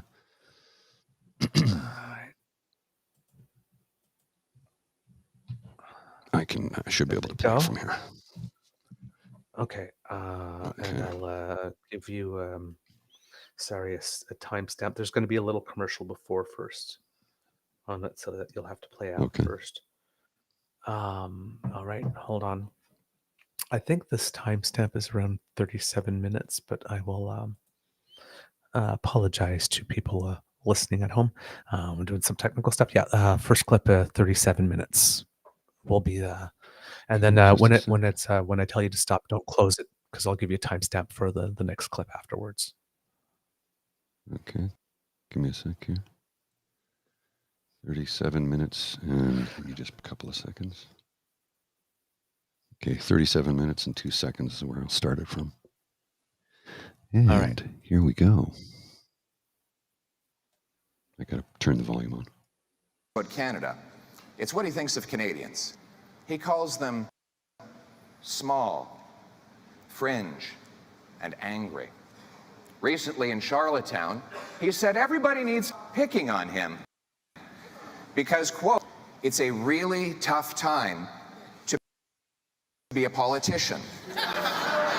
Does anybody have a violin? No, Mr. Trudeau. It's a really tough time to be the 74-year-old truck driver I met door knocking in Bowmanville, who just got his eviction notice despite always paying on time. Finding another place will cost him $700 extra. Doesn't have $700 extra. So his choice now is to go to his full-grown daughter, his little girl, and ask to live in her basement or become homeless. I didn't know what to say to him. What is he supposed to do? Go back to driving a truck 70 hours a week? He's 74 years old. His back can't take that. But I didn't see anger in his eyes. I saw fear. Mr. Trudeau, if you think life is tough for you, you should meet the carpenter I met at a Tim Hortons in the Sioux, who lives in a parking lot. Wow, he's bad at reading because the he can't teleprompter. afford the rent. He wasn't angry either. But I was angry for economy where the people who build our homes cannot afford to live in them is fundamentally unjust and wrong.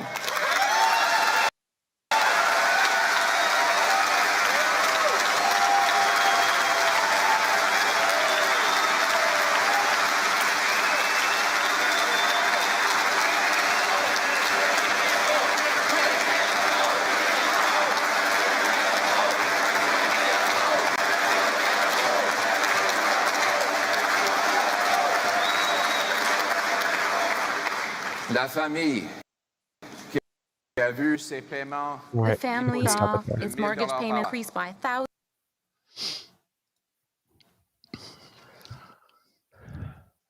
Okay, Let me you get my can hip waders see- on to wade through the bullshit. Okay, but that's our reaction. Mhm. Now, Oh, yeah, put yeah. yourself in the position of the audience. Oh, yeah. No, they ate it up. That is They- well written. Oh, yeah. That is well crafted, and that is not an extreme message. No. That's not anti-abortion. That's not climate change denial. That's not anti-trans. That's not anti-WEF. That's not trucker Hong Kong. That's Mhm. oh my God, that poor man, that poor 74-year-old man. Oh, that poor. Notice that he doesn't give them names anymore, Oh, no. because that didn't work very well after Mustafa. Yeah. These alleged people that he meets. But I'm sure there are people for whom that is their reality. Linda's got a very salient point here. The thing is, you can point out all the lies and inconsistencies you want, but that kind of thing will appeal to people who want to hear it. Sadly, Yes. you are dead on the money there, Linda. And that's why I'm telling you, all the people that turn around and says, "Oh, I don't want to listen to that thing. I can't stand to hear his voice." It's just like, this is why you have to listen to what they're saying. Yeah. And how they're saying it.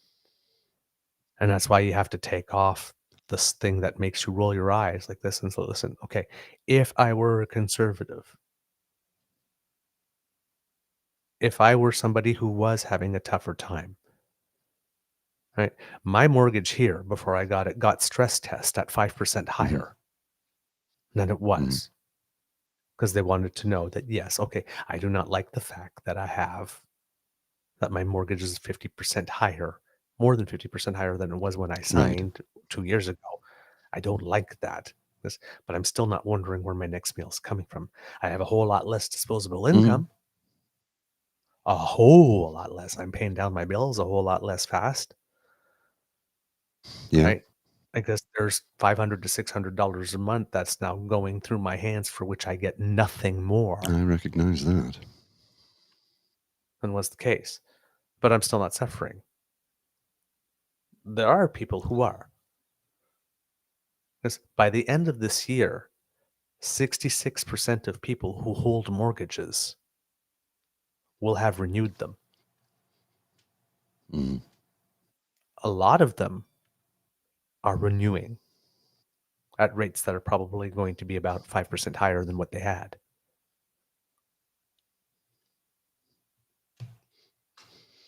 Yeah. There's a lot. When we say the Bank of Canada's decisions, they take a full 2 years. The first one they did was in March, whatever. We're at about 18 months of those ones. They're starting to work their way through now. People that are reducing, like that. Why are people still spending? Because people haven't renewed their mortgages yet. We talked about that with Scott. But look at the end of 2024 when 64% of houses will have renewed their mortgages and see what happens, how much economic activity slows down. You're going to see a big difference. So he is out there basically saying that all this situation, so this 74-year-old trucker, former trucker, right, who would have gotten renovicted, let's say.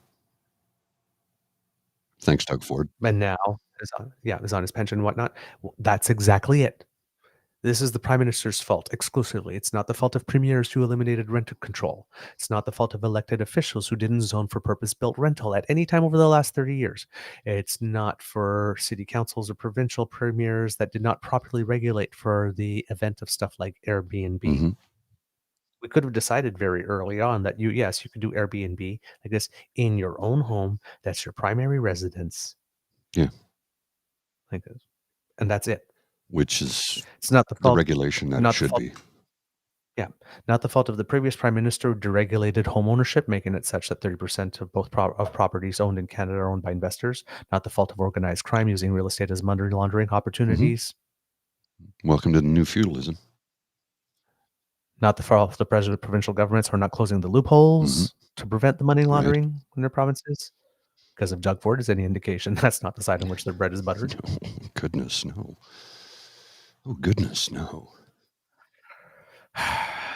Then he keeps on going on to the speech to talk about, how the government's not doing right by youth who are trying to find a way through, even though, well, they shut down the whole We thing and prevented that jobs program that would have helped them during the pandemic. And the forensic And then, of accountant course- proved that they were not in violation ethically of anything?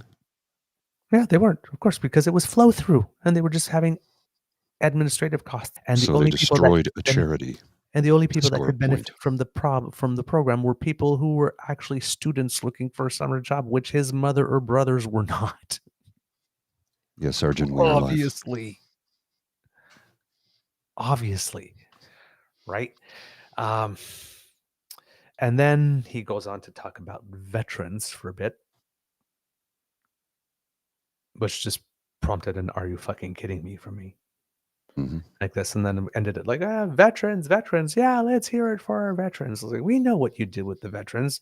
And again, he's talking about this homelessness stuff and whatnot, like that's not helping the veterans. It's like, you're the government who actually said, hey, you know what, veterans, how about this? Rather than taking care of you for the rest of your lives, like has been the social contract, how about when you're at your most vulnerable, when you're coming back, probably suffering from PTSD and whatnot, not most likely to be homeless or maybe get addicted on something, that's when we give you a lump sum payment. Just one time right now, and you just manage it yourself, okay? And then Yeah. Well, closing better. This is the guy that wants you to make let's hear it for our vet. Hey, No. My father, who is a veteran, a retired veteran, has no use for that party. Mostly because he watched Veterans Affairs offices get closed across the country by who? Aaron O'Toole. My father has no use for that party. Also, because of the fact that I have, taken the time to break it down to let my parents know that they are not progressive, they are not conservative, they are reformers under a new name. And they fool a lot of conservatives into believing that they're the Conservative Party of Canada, but they're not. They're not even close. I'll be right back. Okay, sorry, I didn't expect him to just drop out like that. I was looking for a timestamp there while he was talking. All right, so the next thing I'm going to want to show you is a clip. So, you're back already? Yeah, I'm back. Okay. Just a second. Okay, I need you to talk for a little bit because I'm looking for the next timestamp for you. Oh, okay. Yeah. Well, you can go ahead and do that. I got lots of things to say, especially about the cascade of cavalcade of bullshit that came out of his mouth on the weekend in Quebec. I'm still astonished that he's allowed to do and say these things and get away with it. It's like, why are journalists not allowed to interview him and discuss with him all the things he said? When will he stand in front of have a press conference where he's actually asked questions that he needs to answer to? Will he be held to task for all the lies he just spewed on the weekend? Somehow I doubt it, because he won't get in front of a microphone unless he has the people in front of him he wants to see getting asked the questions he wants to answer in the way that he wants to answer them. The man is a snake oil salesman, nothing more. And if the Conservatives ascend to power in the next election and he's in charge, we are in deep, deep trouble. And I don't think what could happen if that does happen. It's like I don't see it. Yeah, we're good to go here, sir. I'm queued up. Yeah. Okay. So the timestamp I was actually gonna show what happened after, but I'm actually going to play the part that he said about the youth and the veterans because you really need to hear it. And then he finishes it off by going full Gables. Okay. Yeah. Here we go. To keep their family the Prime home. Minister thinks he has it tough. Our youth, almost all of them. We have youth here today, right? Yes, we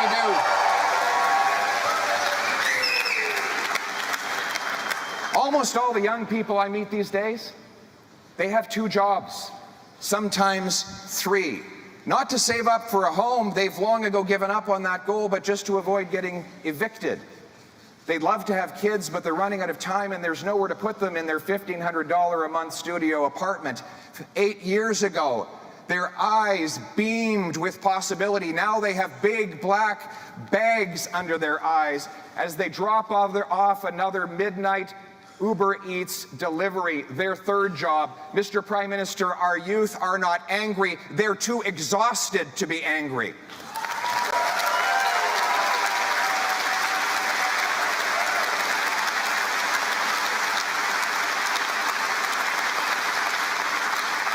He should meet the mom who broke down and told the cashier at the grocery store that all that she can afford is the half-price chicken that is past expiry, which gives her family food poisoning. And the cashier said, "I can relate. I live in a tent." It's not anger in their voice, Mr. Prime Minister. It's anxiety. They can't sleep at night because they don't know what they're going to feed their children in the morning. If Mr. Trudeau thinks politicians have it tough, he should meet the veterans that asked his department for help with post-trial to consider instead medical assistance in dying. Remember,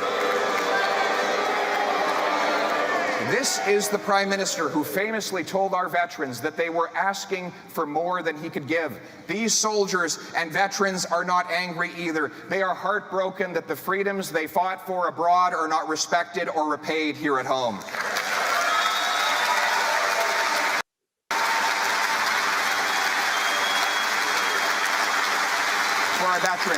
For our veterans. Excuse me, I got to go put my hip waders on. It's getting higher. Right? I told you. Hey? For our veterans.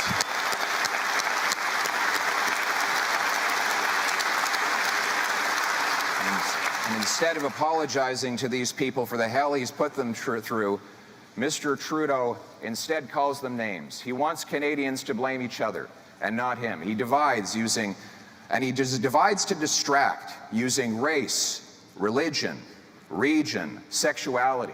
He thinks that if you're Oh my God! I told you he was going to go full Gables. afraid of your neighbor, you'll forget that you can't afford your groceries. You see, Mr. Trudeau and I agree that things are broken. We just disagree on what's broken and who broke it. He thinks the people are the problem. Canadians know he is the problem. Okay.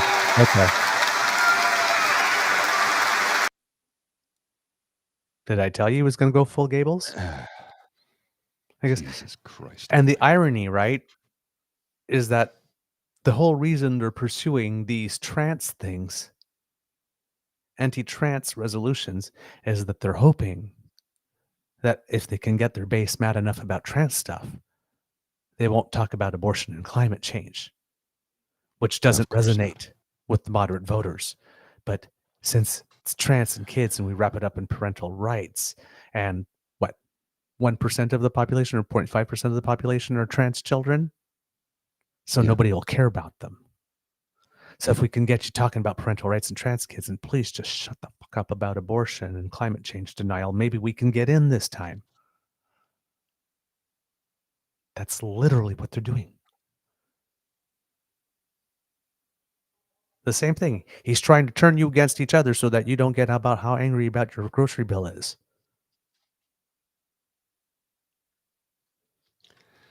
Right, Kid Saucy? That's exactly how it works. Evangelicals have been helping teach right-wing politicians how to scare people. People have been abandoned the church but fallen victim to extremist politics. It's anyone else want to retch then punch the screen, says Kid Dan. Like I said, I am so sorry. I have to show this to you. But yeah. Interesting comment from the guy running the party that closed veterans offices. Yeah, that's what I said. My father, a veteran, has no use for that party. They will sit there and tell you all these wonderful things that they want you to hear and not tell you the things that they did. Not tell you that they took, like I said, we used to take care of our veterans until they died. And now you get a one-time payout. And they make you, by the way, to the gentleman in a wheelchair because both of his legs were blown off by an IED in Afghanistan, every year he has to reapply and prove that his legs have not grown back. Yep. And I'm not making this up. Rick Mercer did a thing on it. Yep. It's legit. Yep. It really happened. No, still don't have my legs. I have some people who are HIV positive. Some friends who are on long-term disability, and it's like every year. Yep, still HIV positive. Trust me, if they had found a cure, I wouldn't be. But every year they have to file in that form. All right, a little more from him. This time, just again some slogans and some wording and some packaging to get you to see how clever it is that they're doing it. But if you're listening to it, it really is a let's call it simple solutions for simple minds. Okay. But we won't let him divide us anymore. We won't let him put our country and its people down to push himself. Canadians are not small or angry. They are big, generous people. They deserve better than this. They have to give up the things that we used to take for granted, affordable homes and foods, to pay for the incompetence and ego of one man. After 8 years, Justin Trudeau is not worth the cost, and he is not worth the country that we know and that we love.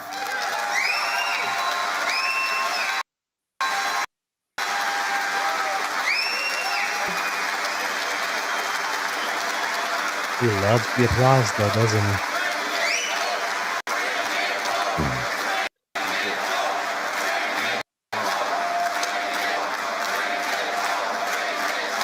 But you know the hopeful thing in all this? The hopeful thing is we know what the problem is. And we know it can be fixed.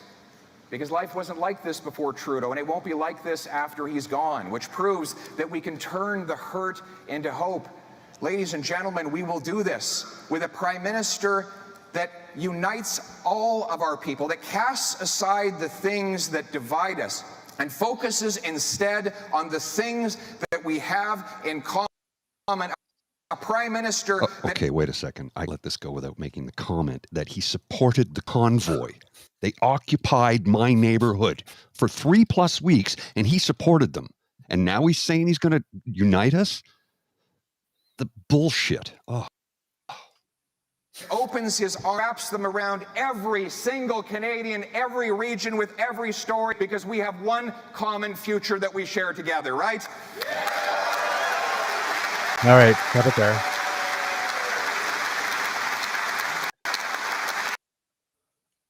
Opens his arms and wraps it around everyone, including straight and white pride folks.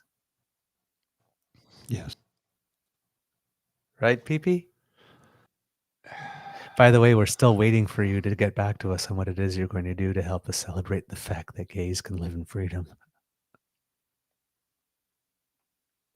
Starting to get the feeling you've ghosted us. He robbed us of freedom this weekend. They robbed us of freedom this weekend. Freedom of the press was robbed from us this weekend. But they're the party of freedom. But it's freedom as they dictate it to you. Yep. Did I say dictate? I did. Yes, except you didn't pause after dick long enough. Yeah, now, as I saw Kit Jake, our old pal Jake, who was here earlier, I'm not sure if he's still there, saying, wow, I hadn't even thought about the opportunities for screwing people over with bilingualism. Well, then he goes into talking about axing the tax. And when he talks about it in French, it's the Blanchette Trudeau tax. Because, of course, the Bloc wants, the Bloc actually wants higher rates for regulation and climate change and all that kind of stuff. And when he talks about it in English, well, it's the Trudeau Singh tax.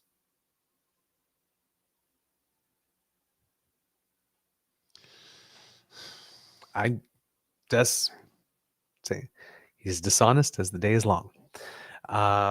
Next timestamp I'm going to send to you, Mr. Grizzly. Here he starts talking about inflation. Well,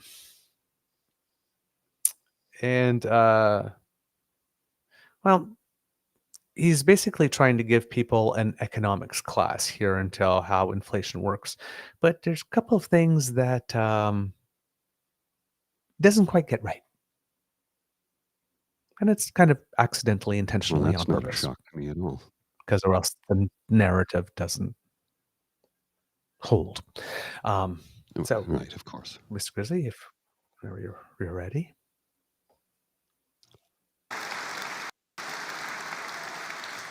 There's a second tax I'll get rid of, the inflation tax. Yes, inflation is a tax. When Okay, come on. Just call Come it a on. tax. governments print money Just call to it a fund their tax. spending, they raise prices. Now, normally with a tax increase, you have to have a vote in the House of Commons to change the law, raising a rate or introducing a new tax, a new levy.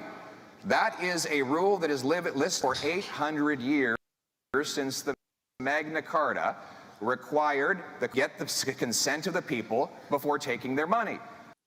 But politicians have since that time found a slight way around the rule. Instead of passing a law to raise the tax and being held accountable for it, the people who pay the tax, they just get their central banks to create more money. And that money, of course, goes into the economy and a sneaky tax because politicians don't have to vote on it.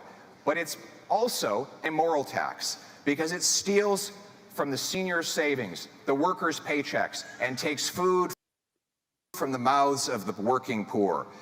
It is a silent thief, quietly picking the pockets of the poor. It is there, pulling money out of the wallet of the elderly grandmother as her $100 all of a sudden only buys $80 of groceries. And there it is again, the thief, reaching into the bank account of the young family who now has to wait 25 years to save up for a down payment. The radical money printing deficits of Justin Trudeau, funded with newly created cash, caused the money supply to grow in coins, bills, and bank deposits, $1.8 trillion to $2.4 trillion. A mind-blowing 32% increase in the supply of money while the economy grew by 4%. In other words, 8 times faster than the stuff that money buys, which bid up the cost of everything. And now Trudeau forces the same people who suffer from his inflation to pay higher interest rates to stop it.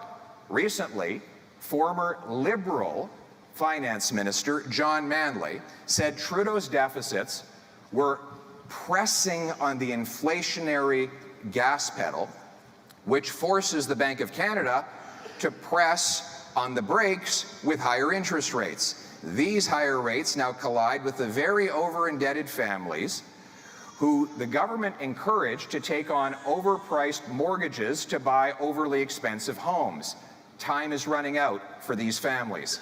If rates rise before these families renew their mortgages, they will lose their homes. My common sense plan cuts waste and caps spending to bring down inflationary deficits and interest rates so Canadians can keep their homes. Here's how we'll do it. Okay. When I'm Prime Minister, we'll adopt a dollar. Okay. Whole bunch of bullshit here. Number one. I could not have gone to that convention because I'd be thrown out for screaming, "You fucking liar!" Okay. I'd be screaming it at the top of my lungs. Right. Number one. He's complaining about the federal government or the Bank of Canada having changed banking policy, going to quantitative easing, for example, during a global crisis, which is exactly what happened in 2008. Mm-hmm. They had no issue with the Bank of Canada, skippy air quotes, printing money back then, did they? And that was Of course not. not as big crisis by any stretch. At that time, the Bank of Canada lowered rates and engaged in quantitative easing, but we didn't get ridiculous inflation. So perhaps that means that there's something other than the government engaging in huge deficits which they did during the financial crisis, or the Bank of Canada setting the interest rate, which they still did during the financial crisis, that contributes to inflation. Now, he is things like supply chains and shortages and an amount of people available to produce stuff. And amount of money sloshing around. He is correct in suggesting that a higher supply of cash with a lower supply of goods and services on which to spend them causes prices of those goods and services to increase because people have more money to throw at them. And you can basically get into bidding wars for stuff, and corporations can turn around and say, well, let's just see how much these suckers are willing to pay for this. That also happened. Kind of what's happened, right? Right? That's what happened. So, and he's complaining, right? Like, oh, government spending on this is increasing inflation. Okay. Economics for dumbasses. Any spending, regardless of the source, contributes to inflation. So the whole year that he was campaigning to become leader of the party while not doing any work, and we were paying for that, all the money spent on that, the traveling, the buses going place to place, all the communications people had, that contributed to inflation too. His $7,000 1-month water bill at Stornoway, that contributed to inflation. That garden party he just threw while he said that the prime minister doesn't actually need a house bed more than the basic stuff because 24 Sussex is, falling, I guess, that too contributed to inflation. That conference that he was just at, that convention with that big stage and those lights and all that audio, like that contributed to inflation. No, it's only inflation when Trudeau does it. It's only when Trudeau does it. All the conservative provincial premiers giving off like $500 affordability checks. That contributes to inflation. All right. So where he's incorrect is in his effort to just casually skippy over the inconvenient reality that there was the global pandemic, during which individual Canadians' personal supply of money or savings increased because there weren't any goods and services to buy, like we mentioned, which created the pent-up demand. And that's why, because COVID didn't end at the same rate all around the world. So, for example, when there was another wave in China, and the microchips that were already behind stopped flowing again, right? And all of a sudden, that new car you were waiting for that was supposed to come in 6 months is now coming in a year and 2 months because the microchips, right? All of that kind of stuff. Maybe that had something to do with it. No. It was all Justin Trudeau, just inflation. That's all it was. And then he talks about Trudeau forced you to pay higher interest rates. Trudeau doesn't set the interest rate. It's a no-no. And we know this is not true because when Trudeau, I think it was last year, said, I don't think about monetary policy because it's not his job to. No, and they crucified him. Yeah. And now they're trying to say that he does think about money. If he's setting the interest rates, then he must be thinking about monetary policy a lot, right? So which one is it, conservatives? Does he not think about monetary policy, or is it? And when he said about housing, he said housing is not the federal government's primary responsibility, but there is a role for us to play and we will help. Well, that translated into housing is not my priority.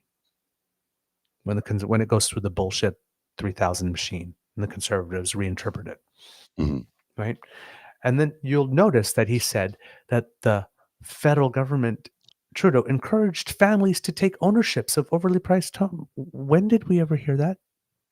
When did we ever hear the prime minister or anybody from the government going out and telling people, yeah, this is a good time to go out and buy a home? Never. It's never been said. Never. Straight up lie. Straight up lie. His lies just continue on unabated because nobody ever holds him responsible for it. And there is absolutely nothing that Pierre can do that's going to help the people who I was talking about, the 64% of Canadians that will have renewed their mortgages by the end of next year, before he even becomes prime minister, who now have a mortgage, like if it was like mine, that's like 52% or 54% higher than it was 2 years ago. Yeah. What's he going to do? Go into all those banks and tell them cut their mortgages down? Of course not. He probably has shares in those banks, and he's making money off of you. I'm guessing that he's heavily invested in REITs. Oh, yeah. Real estate income I trusts. have no doubt whatsoever. I have no doubt whatsoever. Yeah. Then he was going into there saying that his policy, the way he's going to do that, is by bringing about a dollar for dollar policy where $1 of new spending means that you have to find $1 in waste being cut. Oh, the conservatives love that. Oh, yeah. They just got to pay for everything dollar to dollar. Except for what happens because it's not all waste. I mean, some of that healthcare money actually does go into making sure that those kids in Calgary are getting that dialysis, right? So there's only so much waste. So what happens when you've cut all the waste that you can cut because it's limited? And then you still have need. And then what do you do if you're going to maintain that policy of $1 needing to be cut from something if new dollar is being spent, but you need to buy something all of a sudden that's extremely high cost? But you got to find that dollar that same year. So let's say, there's this huge disaster somewhere in Nova Scotia, and now you have to build like a tidal retaining wall or something like that. That's going to cost something like, I don't know, let's say it's $20 billion. And because those things always come under the budget by about 4 times, let's say the bill actually comes in at 80 or something. What are you suddenly going to cut $80 billion from to pay for that? Because it's not like you can delay that tidal wall. You're going to have to build it now because hurricane season is annual. Oh, I know where they'll find the money. Say goodbye to EI, CPP, welfare. Okay, but given that the entire social safety net. Okay, and let's say we build that tidal wall, and then we have another summer wildfires, and now we have to build breaks, or we have the Red River flooding, and we have to short the banks. And what happens if things happen in 2 provinces in 1 territory at the same time? That at some point, the beauty of being a federal government is that you can borrow on 100-year basis. Like you don't go out and 100, but this product we need $42 billion for that project. You're not paying that back in 25 years. No, like a mortgage, right? It's just so basically, he's saying that type of debt he wouldn't spread over time. He was the advantage of the government. It's like you got to pay that. Like this, we're taking that dollar out right now. So basically, he's proposing to run the government with one hand tied behind his back. It sounds really great in a 15-second soundbite. For every dollar you spend, I'm going to take $1 out. But when you game it out, it's insanely dumb. And then he continues on and we're going to restore and enforce the low inflation mandate that Brian Mulroney legislated into place in the early 90s. It will mean the Bank of Canada once again will have only one job, and that is to keep inflation low for Canadians. Yes. Now, the reason he's saying that, if I remember correctly, is that the Bank of Canada's mandate was slightly expanded in 2021. Slightly, to promote the economic and financial welfare of, that's its mandate. Yes. But they were focusing on the 2% inflation. And I believe in the United States, Joe Biden changed the mandate for them to focus on 2 things. So like the Fed has a dual mandate, as we only have a single mandate. Yes. And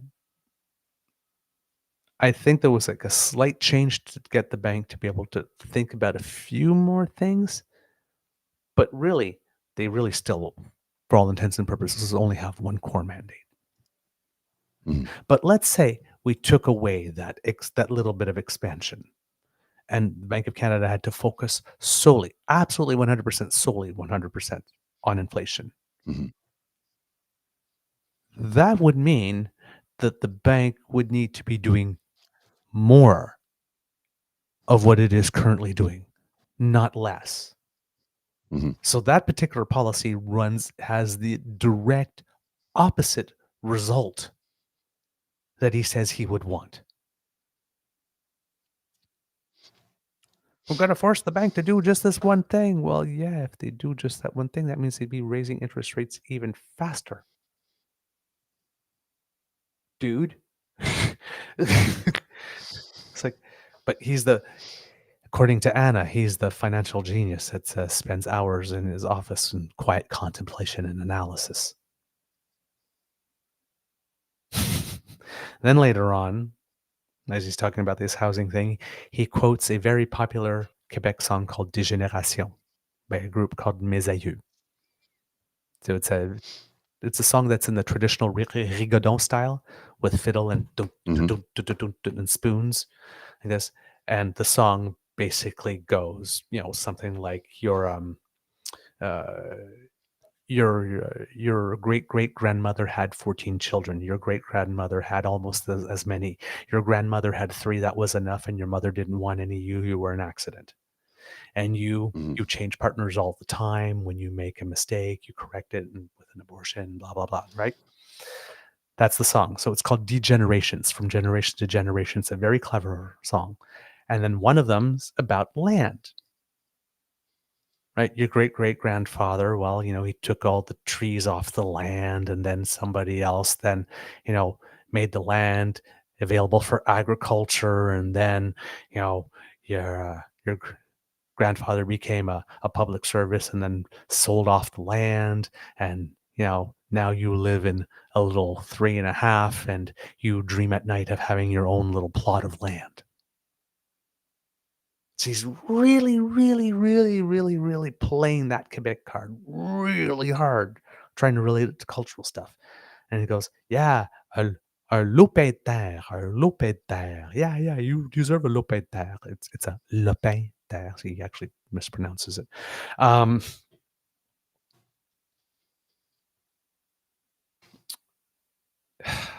And as you could say, right, you could see he really loved the applause. It's almost like he was sitting there and was going, "Gee, Mom, look, They all that love me. applause is for me. I'm one of the cool kids now."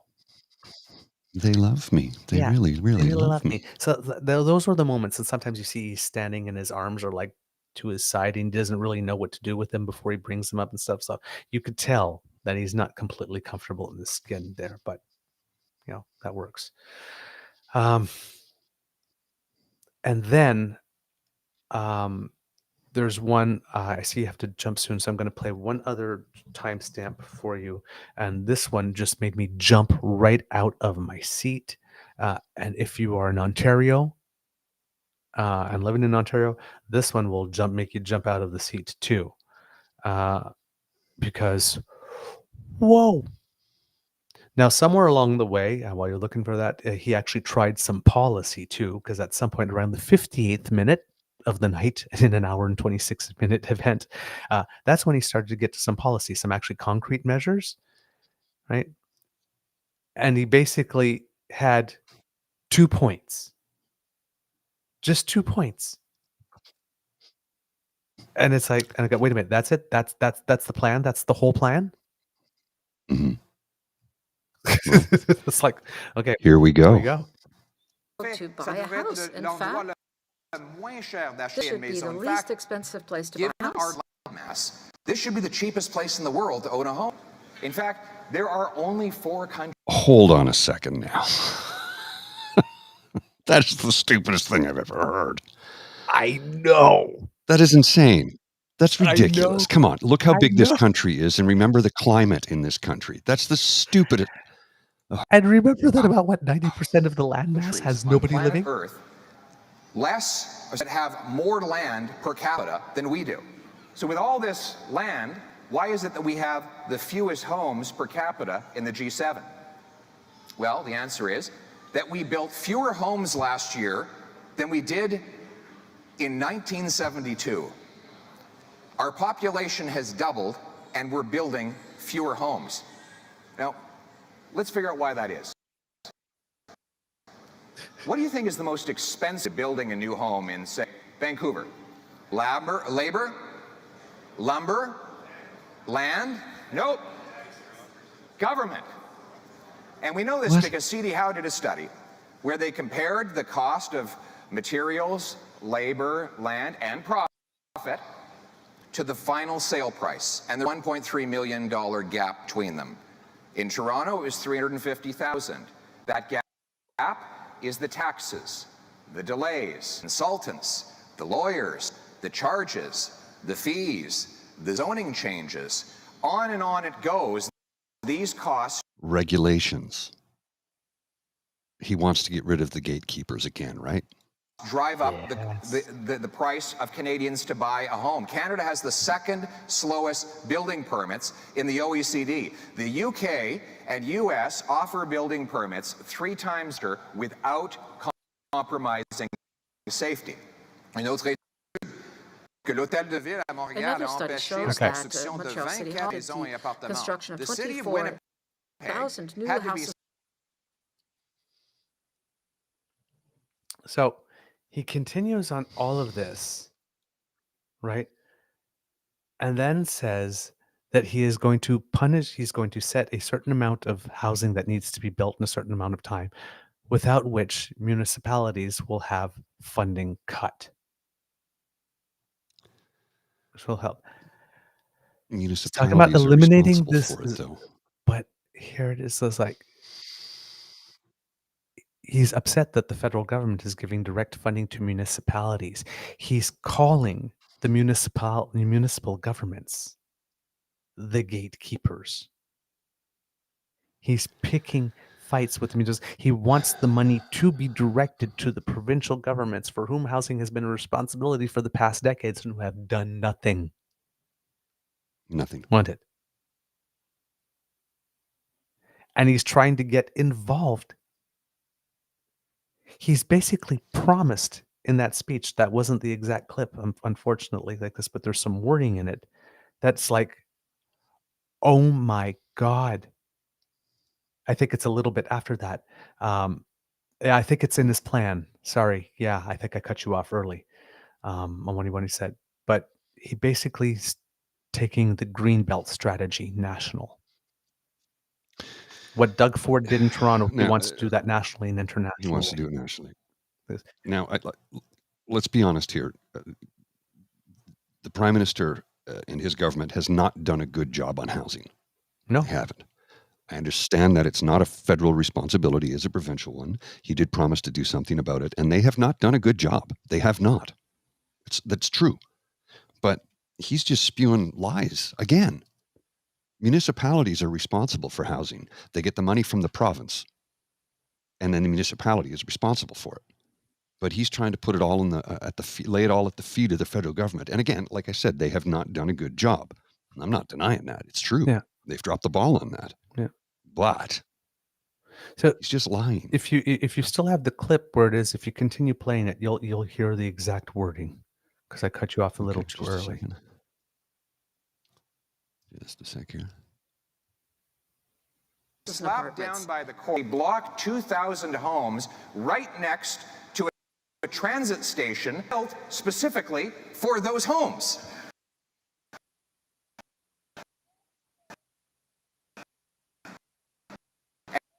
And what is Trudeau's response? He gives up bureaucracy. At a federal level, he's built up a bureaucracy at the CMHC. It slows down financing for the builders' affordable apartment units. All of the problem. When I'm Prime Minister, my government will stop giving tax dollars to gatekeepers. Okay. All right. There we go. So CMHC and your municipal city councils now are gatekeepers. There's more. We'll hit on it tomorrow. There's one in particular that will make you very happy, Mr. Grizzly, because it'll prove a point that you've been making a lot. So Kidz, we'll continue with that tomorrow for you. But yeah, just Crazy. Got a wrap. All right, Kidz. That's the end. Won't let me put the fan on while the fucking podcast is on. So I'm getting grumpy. She's grumpy. Okay. Kidz, Mr. Grizzly, I think we have a show here. Yeah, we got a show. We got a show. Yeah. Kidz, that's the end of this episode of the True North Eager Beaver podcast, the Daily Beaver Morning Show. We hope that you love listening to this because we love making this for you. And trust me, I have to love you to have subjected myself to that. So you know it's real. All right. Because democracy is something that you do. Please, if you're in Manitoba, make sure that you have checked out to sure that you're on the voters lists and that everything's up to date so that you can plan your vote. If you are in Ontario, today around noon is the absolute last moment whatsoever to register to vote in the Ontario Liberal Party nomination race, leadership race. So please go to the Ontario Liberal site, register. It is free so that you can cast a vote at the party leadership convention. You'll probably be able to cast your vote by distance as well, I'm pretty sure. But make sure that you vote for the candidate that is the least likely to be involved in a real estate development snare as well. So those are two things that you can do. Of course, donate to the Red Cross. Of course, write your media, your MPs, and all that kind of stuff. Because word of mouth is priceless. Please tell your peeps and poops about us. We really appreciate that, and we see that some of you are. So thank you so very much. We really appreciate it.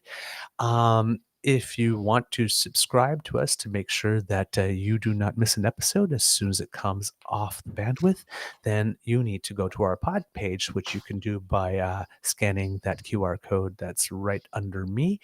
Thank you to the Ray Girl for sponsoring the pod page for us. Or if you are listening, you go to podpage.com/the True North Eager Beaver, all in lowercase letters with a hyphen between each one of those words. And that's where you can subscribe to us and we'll come straight to you when we have something fresh off the bandwidth. And if you love us so much that you really can't stand it, well, you might want to smash those buttons like Kit Elaine says on our True North Eager Beaver Media Incorporated page. Smash, like, subscribe.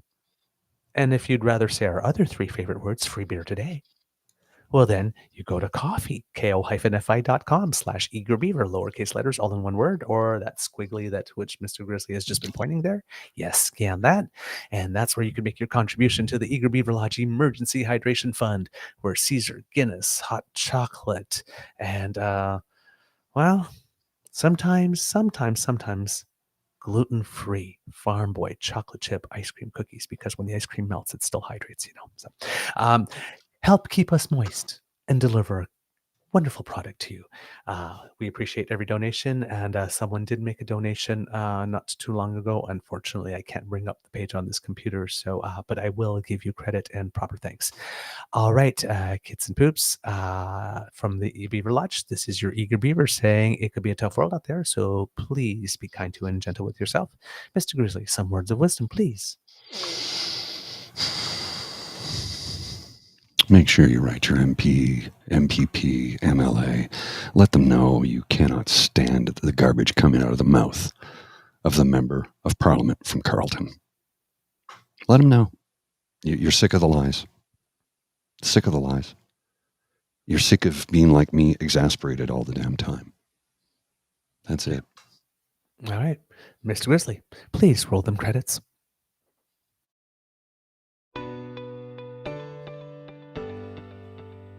You are listening to a True North Eager Beaver Media Podcast.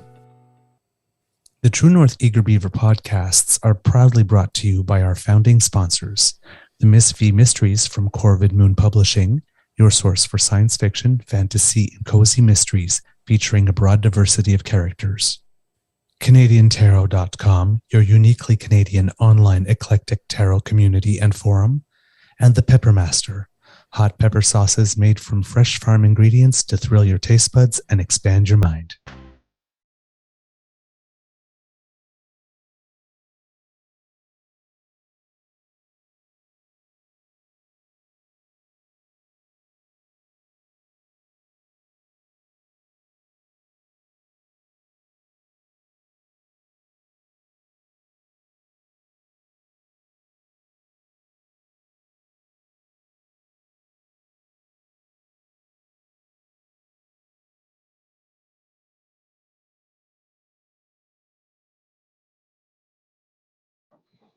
All right, kids and cubs, wishing you an absolute most wonderful, wonderful, wonderful day. Go out there and make some good stuff happen.